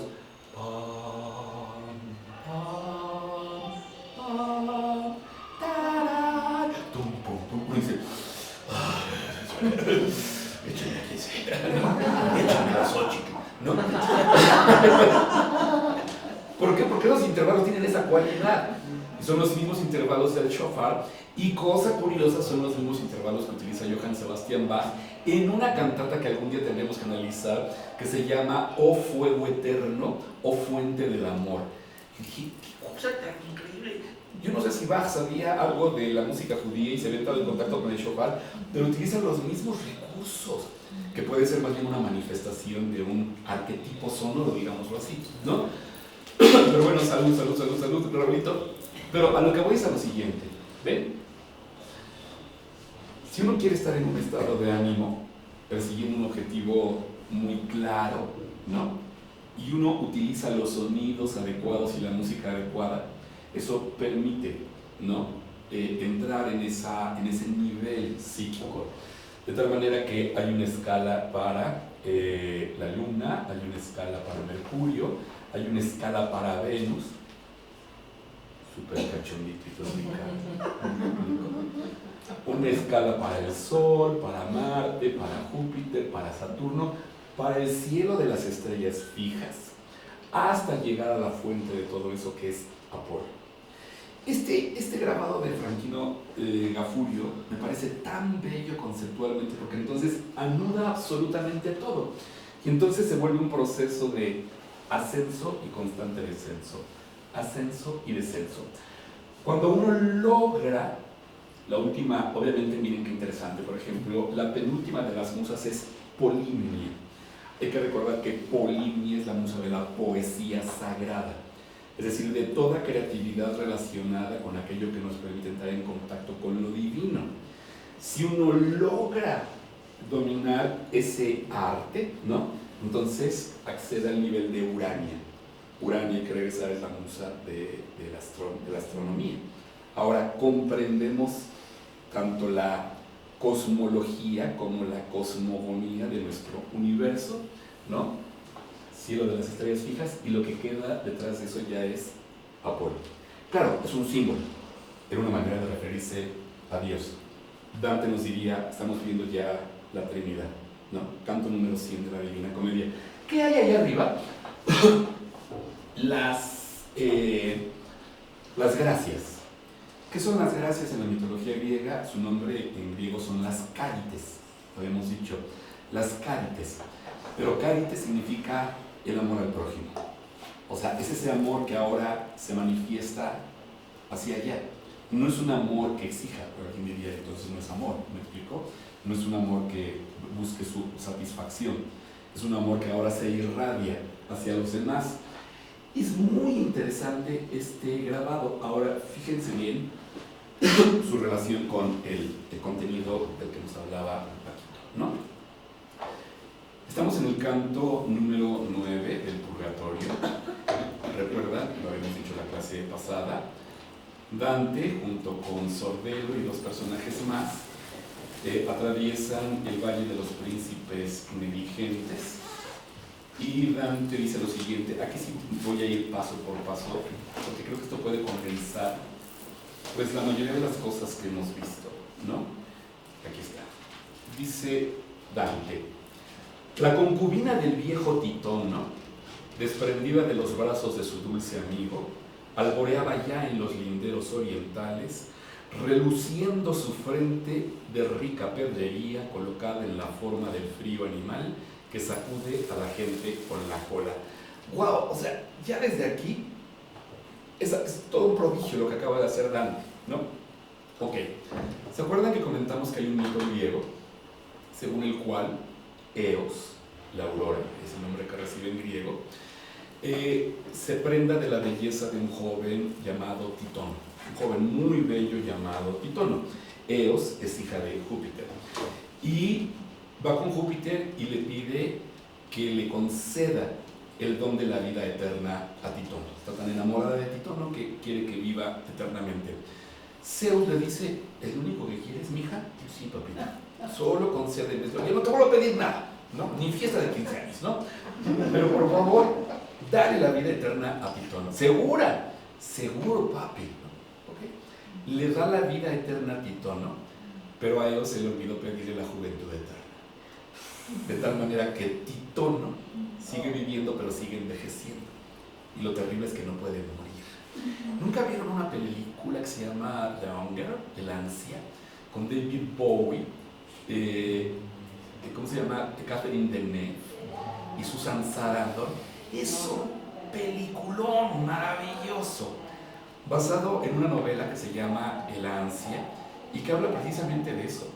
Digo, no les quiero spoilear nada, pero es exactamente la misma idea. O sea, vampiros que lamentablemente siguen envejeciendo debido a un problema y en la sangre de quien se les va transmitiendo la inmortalidad. Siguen envejeciendo, pero no pueden morir, ¿no? Y eso sucede con Titono. Esta imagen es muy bella porque no solamente la utiliza Virgilio, la utiliza Homero, ¿no? En la Ilíada, en la Odisea, sino porque lo que hay detrás de ello, este contraste entre lo que permanece y lo que avanza, ¿no? La aurora siempre es la misma, pero ya no somos los mismos. ¿Me explico? O sea, que a veces se nos olvida que no es que el sol se mueva, nosotros nos movemos, ¿no? Nosotros llegamos al sol, no sale al sol, nosotros le salimos al paso, al sol. Y si lo entendiéramos de esa manera, sentiríamos tal vez con más claridad que no es que se repitan las cosas, ¿no? Como nosotros creemos. Nosotros seguimos avanzando como Titono, pero a su vez hay algo que se repite, que es Eos, la aurora, ¿no? Y entonces es muy importante esta imagen porque hay que recordar que en el infierno no hay noción de temporalidad. En el infierno todo es oscuro. En el infierno no hay solución para nada. Todo se repite eternamente, ¿no? Los condenados avanzan por cada uno de los círculos y se repite una y otra vez su suplicio, ¿no? La noción de la temporalidad comienza en el purgatorio. porque comienza con eso la noción de la esperanza, ¿no? Y la esperanza implica el poder alcanzar tarde o temprano algo que está más allá de nosotros, pero que nos movemos hacia Él. Ese es un concepto importante en el purgatorio, ¿no? Y en la concepción cristiana, que tiene que ver con lo que, por ejemplo, hablábamos de las arpías, ¿se acuerdan? Cuando decíamos que Fineo, pues cada vez que intenta tomar los alimentos, se nos olvidó mencionar que Fineo tiene una condición, es ciego, Fineo, fue dejado ciego por Zeus, pero cada vez que intenta tomar las mismas arpías ensucia el alimento, ¿no? Y comentábamos el por qué son las arpías las que devoran el follaje de las almas de los suicidas, ¿no? Y que tiene que ver con una mala manera en la que nosotros hemos comprendido esa idea de, ese concepto religioso de que quien se suicida se va inmediatamente al infierno. Sí, pero lo estamos entendiendo mal, como si fuera una especie de castigo de la divinidad. O sea, te suicidaste, pues para que se te quite para siempre para el infierno. No. Es que el hecho de que se esté suicidando la gente es que está renunciando a la divinidad. Es decir, no solamente está renunciando a la vida, sino está renunciando a Dios. Porque al igual que el alimento de Fineo, que siempre está frente a él, ¿no? La posibilidad de voltear la mirada a Dios está frente a él. ¿Me explico? Pero ¿qué es lo que ensucia el alimento? Sus propios pensamientos, ¿no? Sus propios rencores, su propio pasado, que fue el que lo enemistó con la divinidad, y eso se nos obliga. ¿Qué es lo que nos enemista con la divinidad?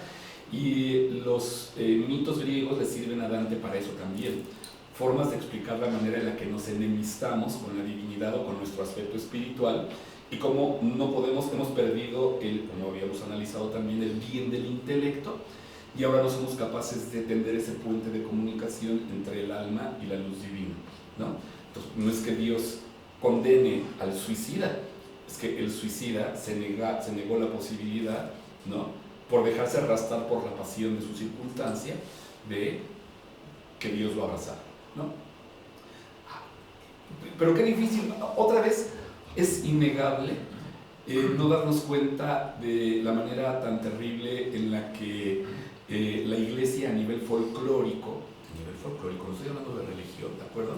La religión es maravillosa, pero a nivel folclórico ha manejado ciertas cosas, creando, en el caso del cristianismo, un cristianismo de cáscara, de superficie, ¿no?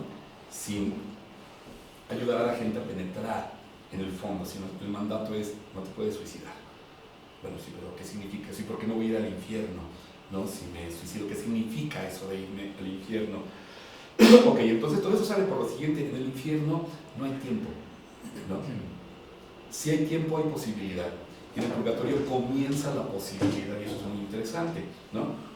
Y entonces dice: y ya por el lugar donde nos hallábamos, había dado la noche 2 de los pasos con que asciende, y el tercero inclinaba hacia abajo su vuelo, cuando yo, que tenía conmigo la flaqueza de Adán, vencido por el sueño, aquí comienzan cosas muy importantes, vencido por el sueño, me tendí en la hierba sobre la que estábamos sentados los 5. A ver, ¿por qué es importante esta idea del sueño?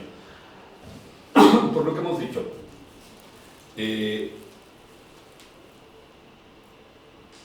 Dante, que conocía muy bien la Eneida, ¿no?, y él mismo lo dice, Virgilio mismo se lo dice en la obra, cuando pasó por el sexto canto de la Eneida, donde desciende Eneas al inframundo, y donde llega a los campos elíseos, donde habla con su padre y puede ver lo que va a ser el futuro de Roma, ¿no? Al final de ese maravilloso canto nos dice que hay 2 puertas del sueño, una de cuerno y la otra de marfil. Dice: por una penetran los sueños verdaderos y por otra los sueños falsos, ¿no? Si pensamos junguianamente, los sueños verdaderos tendrían que ver con esas manifestaciones que surgen desde lo profundo del inconsciente colectivo y que tienen que ver con nuestra esencia. Mientras que lo hemos visto aquí en clase, los sueños falsos tienen que ver con esas experiencias, con esas imágenes que desarrollamos a partir de las experiencias de la cotidianeidad, y que no nos hablan de lo profundo, sino de nuestras preocupaciones en relación con el mundo exterior, ¿no? Por lo tanto, el sueño se considera siempre un vehículo para entrar en contacto con lo sagrado, un vehículo para que se manifieste la hierofanía, lo sagrado, ¿no? Y aquí viene lo importante. Soñar y lo vamos a ver en este mismo canto, se vuelve sinónimo de imaginar. Ya lo habíamos comentado, es impresionante, ¿ya habíamos hablado de eso? Víctor Manuel, que se pueda platicar, claro, ¿no? ¿Cuáles han sido sus sueños más rifados? ¿Cuál es su tema más rifado? Es decir, ¿cuáles son las cosas más increíbles que usted crea en su sueño? Un dragón. ¿Un dragón? ¿Sueña dragones constantemente? Una vez soñé que escuchaba el tanfo y se caminaba y había una laguna y había un cisne y me montaba el cisne y volaba el cisne y después vi lleno un dragón y es lo más rifado que... ¡Wow! Digo, claro, ahí podríamos decir que hay un referente externo, Sí. aunque está usted equivocando la fuente porque eso sería el Lohengrin, no el Tannhäuser, ¿no? Pero Sí. hay un referente externo, ¿no? Uno podría decir, de ahí tomé la imagen. Pero, por ejemplo, mis sueños más rifados tienen que ver con la arquitectura. Sueño arquitecturas que digo, no puede ser, o sea, chale, o sea, ¿por qué no soy arquitecto? O sea, y lo puedo recordar con toda nitidez, espacios increíbles, ¿no? Una y otra vez. Y recuerdan esa reflexión que en la película Inception de Christopher Nolan, que hemos dicho muchas veces que la obra cinematográfica de Christopher Nolan gira en torno a cuestiones relacionadas con nuestra estructura psíquica. Y en Inception aborda el problema de los sueños y de la creatividad en los sueños.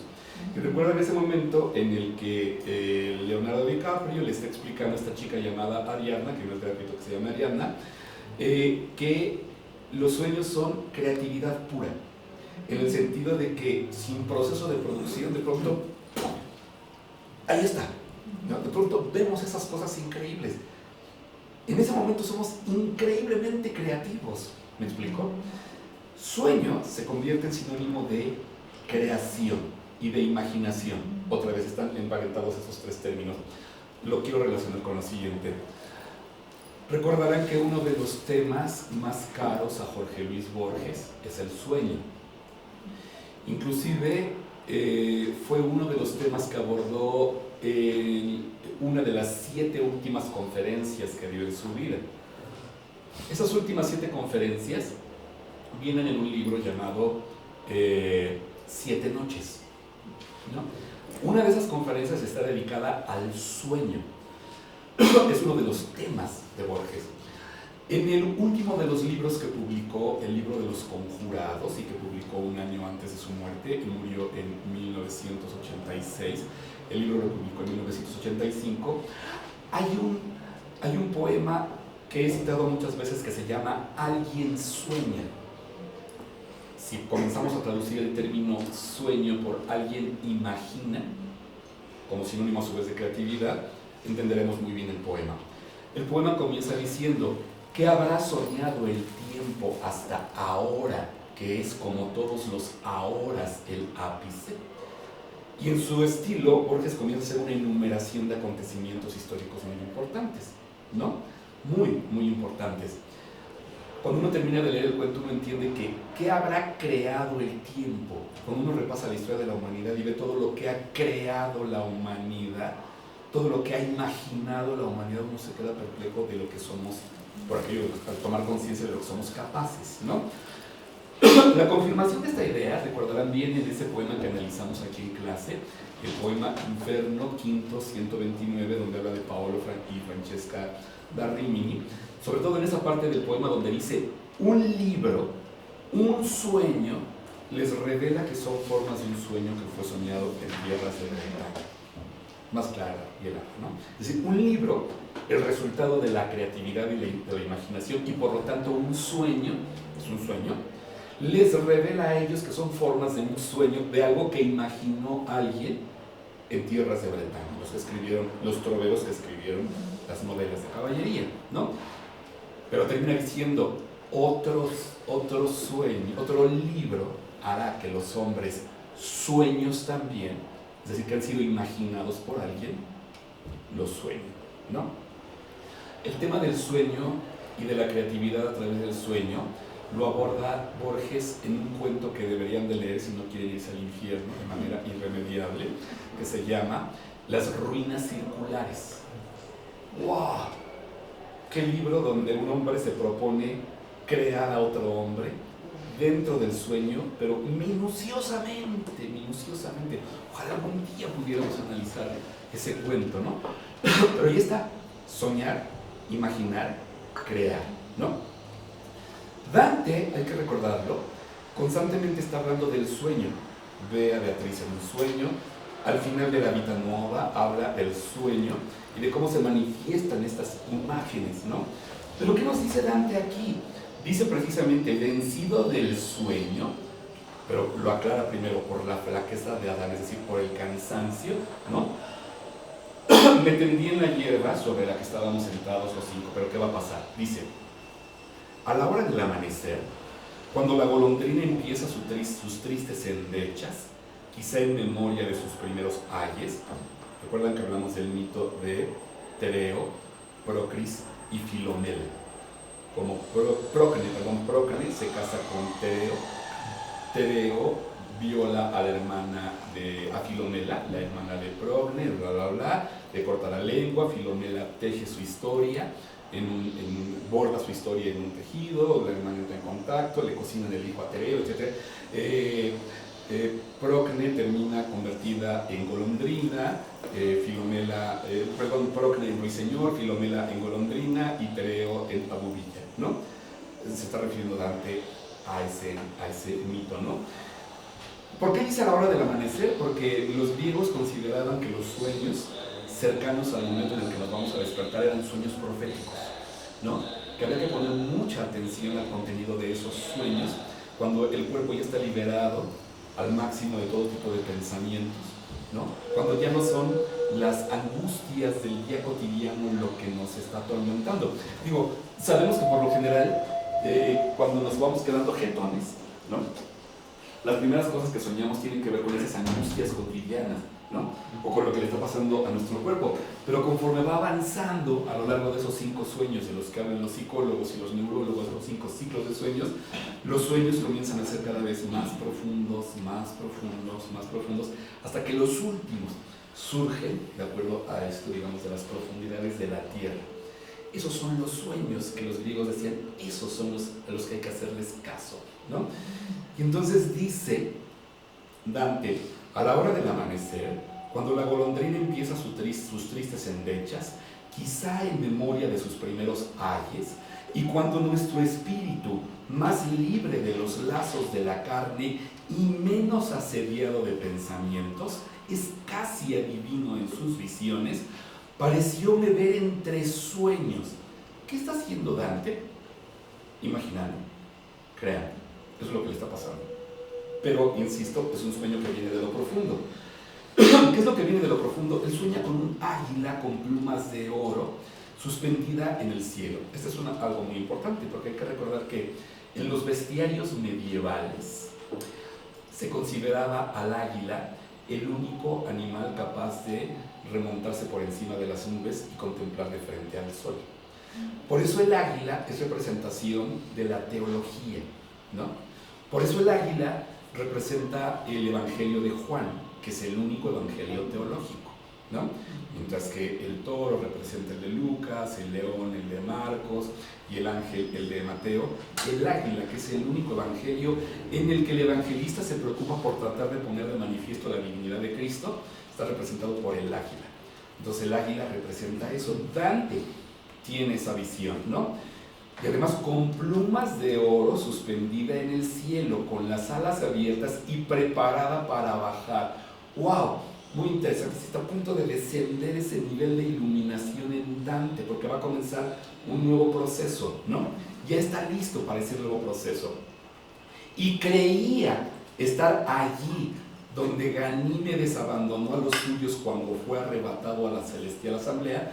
Recordarán que de acuerdo a un mito griego, Ganímedes era un pastor frigio, un joven, un adolescente muy bello, y un día, apacentando a sus rebaños, Zeus, que se prenda de la belleza de Ganímedes, desciende en forma de águila y lo rapta al cielo para convertirlo en el copero celestial, ¿no? Y entonces dice, o sea, Dante evoca esa imagen. Qué interesante, porque esto implica que está estableciendo una conexión entre lo que está soñando y lo que sabe. entre lo que hay en su conciencia y lo que está creando, ¿me explico? Casi diríamos se convierte en un sueño lúcido, donde uno se da cuenta de que está soñando y uno se despierta y dice, yo pensaba entre mí, quizá este águila tenga la costumbre de cazar aquí solamente y puede ser que en otro sitio se desdeñe de levantar en alto la presa de sus garras. La mayoría de la gente lee eso y dice, chido. ¿Qué significa eso de que quizá este águila tenga la costumbre de cazar aquí solamente? ¿Dónde es aquí? ¿Dónde caza Artemisa? En los sueños. O sea, lo que está diciendo Dante es, esta águila solo se manifiesta en este nivel de inconsciencia. Aquí es donde caza. Y yo soy el cazado, ¿me explico? Por lo tanto, debería de dejarme cazar, debería de dejarme arrebatar por esa águila. Dice, después me pareció que dando algunas vueltas, bajaba terrible como un rayo y me arrebataba hasta la esfera del fuego. ¿Ya te das cuenta, Paquito? Me arrebata la esfera de la creatividad pura. Uf, ahí está, ¿no? Y dice, esto es bellísimo, dice, me arrebataba hasta la esfera del fuego, donde parecía que ardiésemos los dos, y de tal modo me quemaba aquel incendio imaginario. ¡Wow! O sea, es bellísimo, ¿no? O sea, esa idea de la creatividad como un incendio de la imaginación.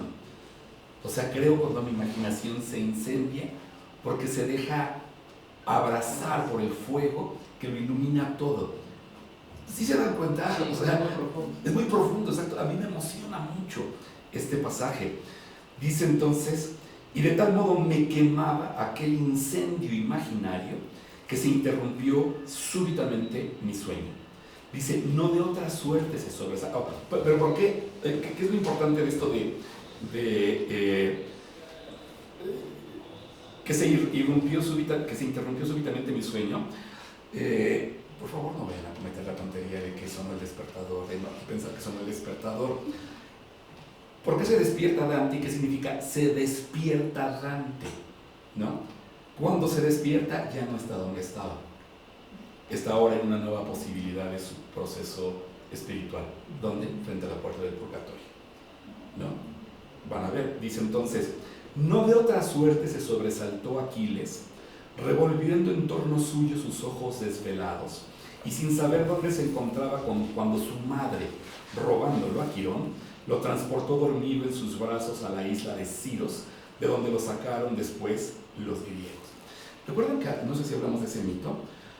Ustedes saben que los oráculos le dicen a Tetis, la madre de Aquiles, que si va a Troya su hijo va a morir. Entonces Tetis dice, algo tengo que hacer. Una de sus acciones es sumergirlo en la laguna Estigia, tomándolo del taloncito, que va a ser su punto vulnerable. No se le ocurrió pedir unas tenacitas. ¿Ok? Otra acción, inclusive, que le causa problemas con su esposo es hacer como pollo rostizado a Aquiles, ponerlo al fuego para volverlo invulnerable, ¿sí? ¿No? Pero interviene Peleo, ¿no? Y Tetis huye de la casa, ¿no? Y la otra es, ya que Aquiles alcanza la adolescencia y está convertido en un joven inmensamente bello, pero todavía es imberbe, pero es un rubio muy bello, tan rubio que por eso le decían Pirra, porque Pirra en griego significa la rubia, ¿no? Y entonces, digamos que Tetis lo rapta. Sabemos que quien educó, y lo habíamos dicho, a Aquiles fue el centauro Quirón, ¿no? Habíamos dicho el centauro Quirón educó a los grandes héroes, a Heracles, a Jasón, a Aquiles, a Faunides, a Pinurides, a Lampanómenos también, ¿no? Y lo quita del lado de Quirón y lo lleva a la corte de Siros con el rey Licomedes, ¿se acuerdan? ¿No? Y ahí va a estar Aquiles, pero cosa curiosa, pensando que es mujer, ¿no? Y es muy bella. Y establece una relación muy íntima con la hija de Licomedes, que es Deidanía, ¿se acuerdan que hablamos de Deidanía? Y en esos juegos, ¿no? De pronto Deidanía se lleva la sorpresa de que ¡tadam! ¿Me explico? Y se avienta unos capiruchos con Aquiles, ¿no? Y va a quedar embarazada de Neoptólemo. Pero Aquiles es ahí donde está descubriendo su ser, porque recuerdan que lo que le ayuda a Aquiles a descubrir su ser, y esa es parte de lo que hay detrás del mito, es que su ser es el ser guerrero, ¿no? Y no puede sustraerse ese destino.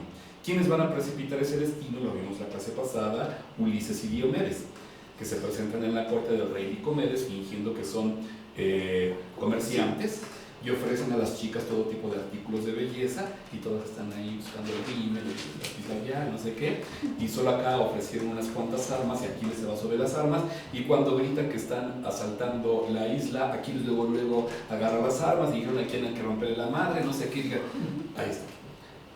Eso es importante para entender a Ulises y a Diomedes, porque ayudan a Aquiles a que aflore su verdadero ser, ¿no? Es entonces que Aquiles descubre, ¿no? Se descubre en una nueva circunstancia. Nos damos cuenta de por qué lo cita Dante. Dante se descubre en una nueva circunstancia. O sea, de la misma manera en la que Aquiles descubrió ese nuevo aspecto de su ser, yo descubrí, gracias a esto, un nuevo aspecto. ¿Quién se lo reveló? Aquí viene la parte importante. Dice, de esa manera me sobresalté yo, apenas huyó el sueño de mi rostro. Me puse pálido como el hombre a quien hiela el espanto. A mi lado estaba únicamente mi protector. El sol había salido hacía ya más de 2 horas y yo me hallaba con la cara vuelta hacia el mar. No temas, dijo mi señor, tranquilízate que estamos en buen lugar. Da rienda suelta a tu vigor, lejos de reprimirlo, pues has llegado ya junto al purgatorio. O sea, por fin, ¿no? Dice, mira allí el muro que lo cerca en derredor.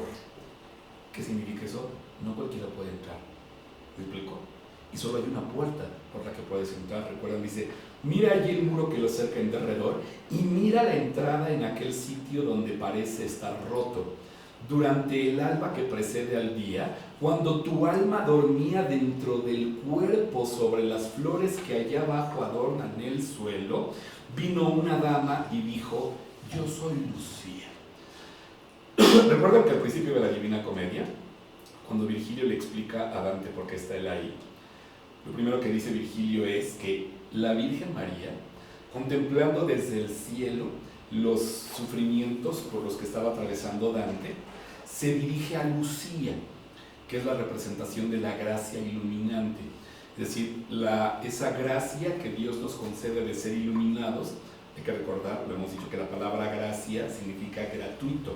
Es un don gratuito, pero de nosotros depende tomarlo o no. No solamente porque queramos o no, querer es el principio de, ¿no? La voluntad no es razón suficiente, ¿no? O sea, se comienza por ahí, pero después hay que llevar a cabo todo un proceso para hacernos dignos de esa gracia.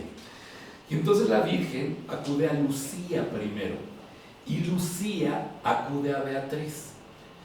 Beatriz es la representación del alma en este nivel, ¿me explico? Y entonces le dice, ese que tanto te ha amado, ¿no? Se cuenta en aprietos. ¿A quién va a acudir Beatriz? Y ahí está todo el aparato maravillosamente burocrático de la divinidad, a Virgilio, la sabiduría terrenal. Es decir, lo primero que tendría que guiarnos es la sabiduría terrenal. Primero tendríamos que lanzar nuestros ojos a la sabiduría terrenal. La sabiduría terrenal nos guía, como ha guiado hasta aquí a Dante, para que entonces se manifieste la gracia iluminante. ¿Me explico? Lucía. Y vamos a ir purificándonos de todo eso hasta llegar ante la presencia, ahora sí, del alma, y el alma nos va a conducir ante la presencia de la Virgen, ¿no? Y la Virgen ante la presencia de Dios en este juego de símbolos. No estamos hablando de mocherías, ¿me explico? Son símbolos. ¡Wow! ¡Qué bello! Dice, yo soy Lucía, déjame recoger a ese que duerme, ¿no?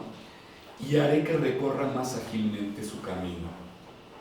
Y ya después se habla de cómo se acercan, recuerden, yo lo habíamos comentado, cómo se acercan a la puerta del purgatorio. Está este ángel sentado, hay 3 escalones, uno blanco, uno negro y uno rojo, ¿no? Que representan, digamos, los 3 pasos del arrepentimiento, ¿no? De la humildad también. Y es entonces que ya que logra subir esos 3 pasos, esos 3 niveles Dante, el ángel, recuerden, lo dijimos, le tatúa o le marca con la espada las 7 P's que se tienen que ir borrando conforme él vaya ascendiendo por el purgatorio. No solitas se van a ir borrando y entonces ya esté preparado ahora sí, gracias a eso, para entrar en contacto con su alma. ¿Quién es su alma? Beatriz. Y el alma, iluminada por Dios, entonces lo hace ascender en el conocimiento hasta tener la visión de la divinidad. ¿Nos va quedando claro este asunto? ¿No? ¿Ven por qué Jorge Luis Borges dice que todas las cosas están unidas por vínculos secretos? ¿No? Paquito inocentemente, ¿no? La clase pasada hizo esa pregunta. La tenías que hacer, Paquito, porque eso da pie a entender todas estas cuestiones. Ahora, podemos... déjame ver.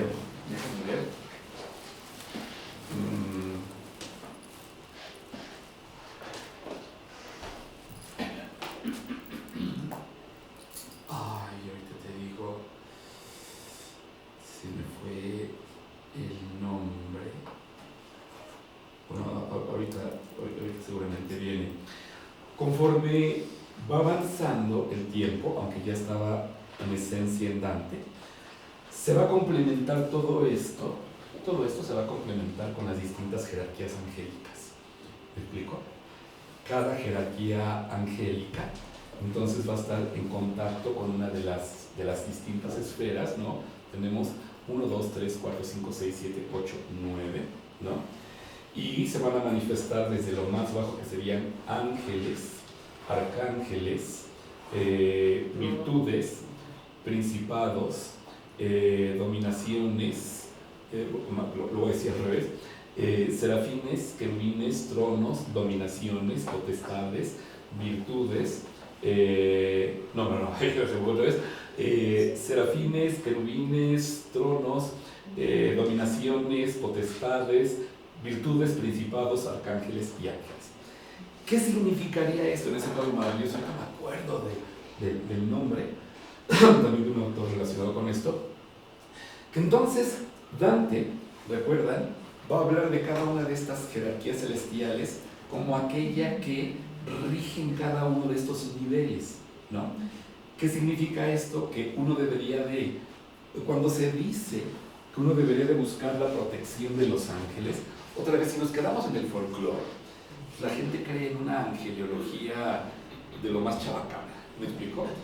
En vez de entender, ok, sobre esto han reflexionado grandes pensadores, desde el pseudo Dionisio Areopagita, Santo Tomás de Aquino, que ya quisiéramos hasta dentro de 5 reencarnaciones llegar a ser siquiera un pelo púbico de Santo Tomás de Aquino, ¿no?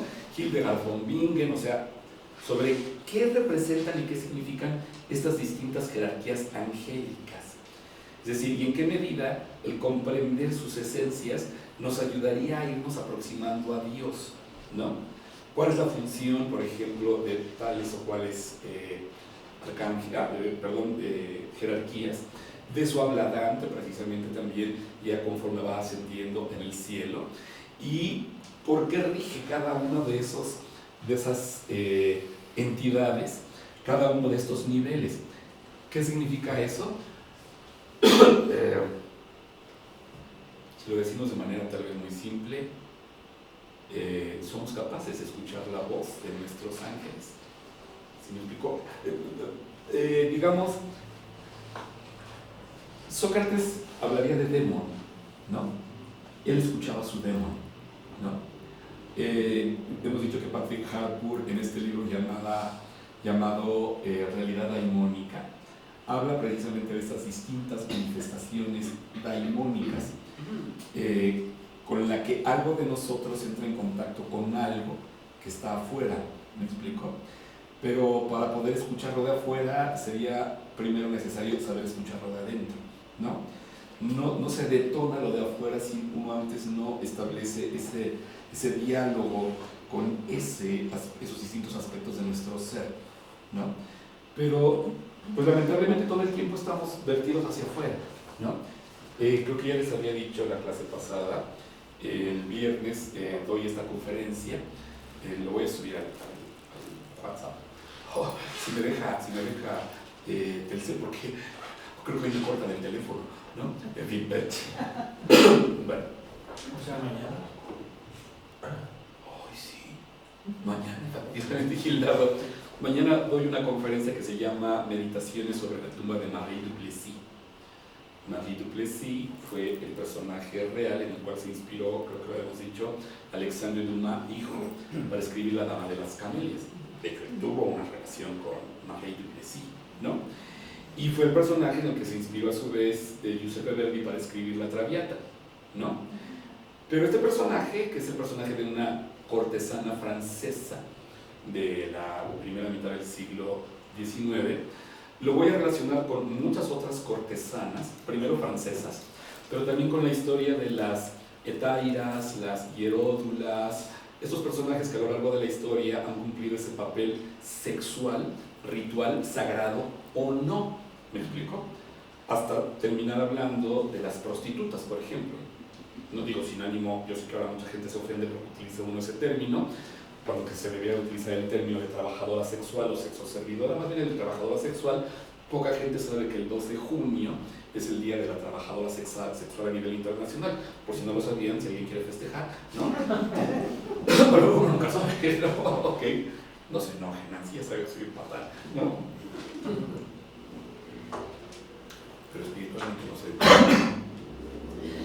Y para llevarlo precisamente a esta reflexión, ¿qué pasa? Todo esto relacionado a su vez, por ejemplo, con la obra de Émile Zola, Nana. No sé si han leído Nana, pero Nana es un libro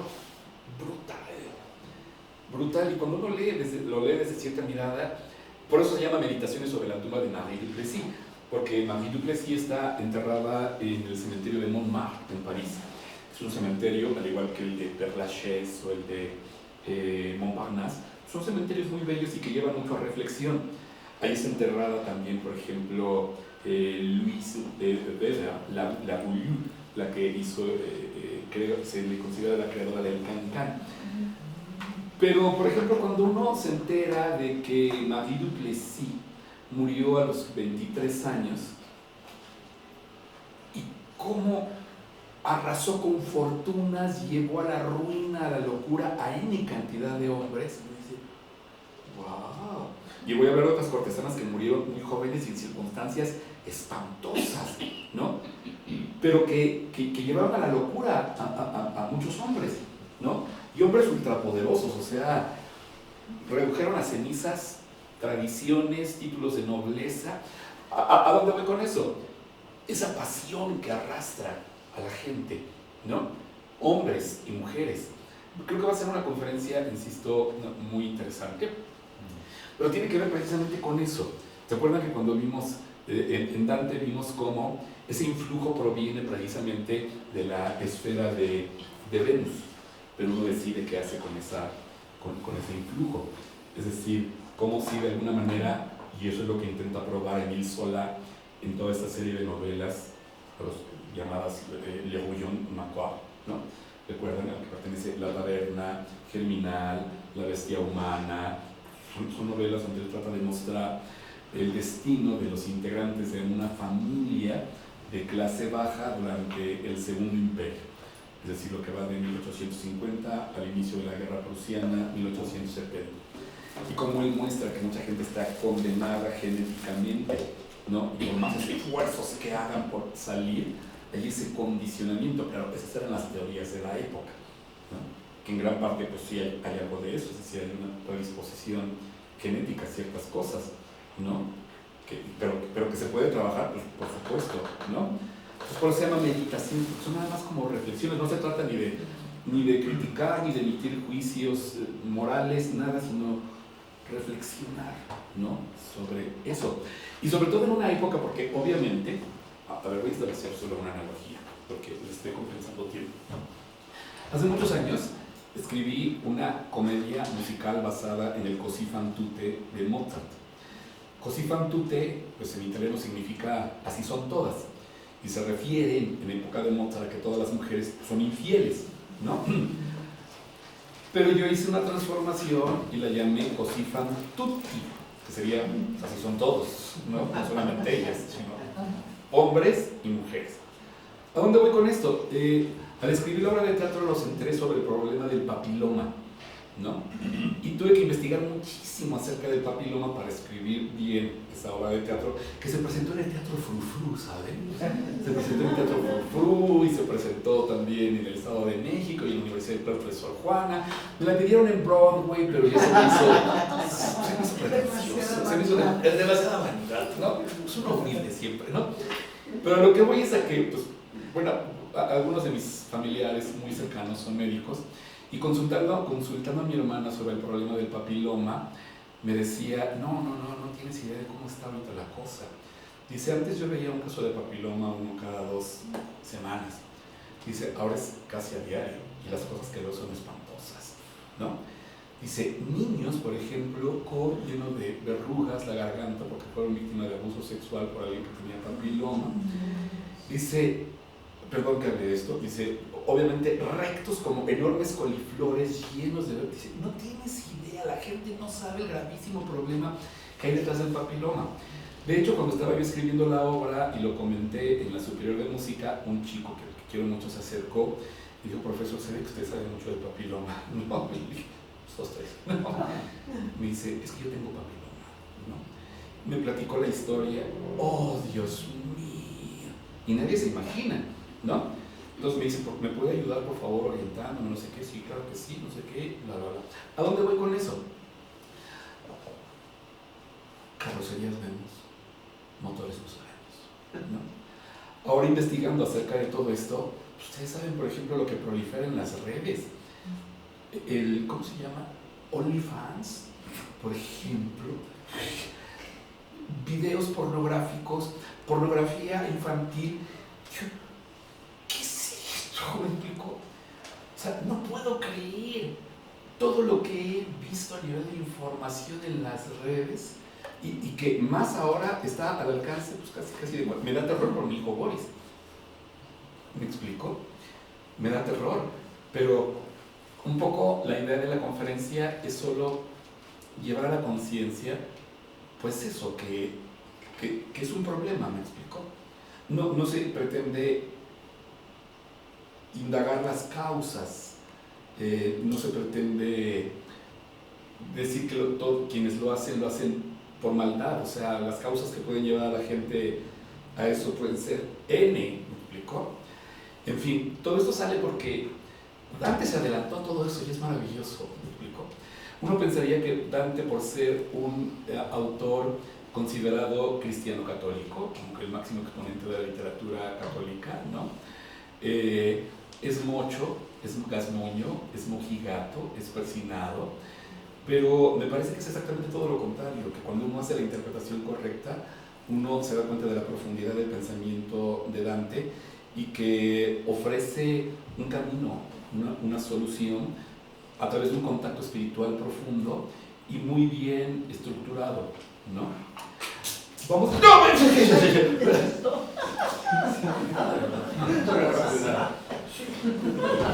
Esto lo vamos a culminar, para que se despierte, el sábado en el Museo Sumaya, frente a las puertas del infierno. Se van a sentir a gusto, como casa. Entonces, frente a las puertas del infierno quedamos 10:30, ¿no? 10:30 van a ver qué viaje de opio nos vamos a aventar, ¿no? ¿Les parece bien? Sí, claro. Ok, lo dejamos aquí. Muchas gracias. Muchas gracias. Al contrario, gracias a ustedes. ¡Misachi! ¡No te atrevas! Ay, sí, me cuéntame, diva esto. Muchas gracias.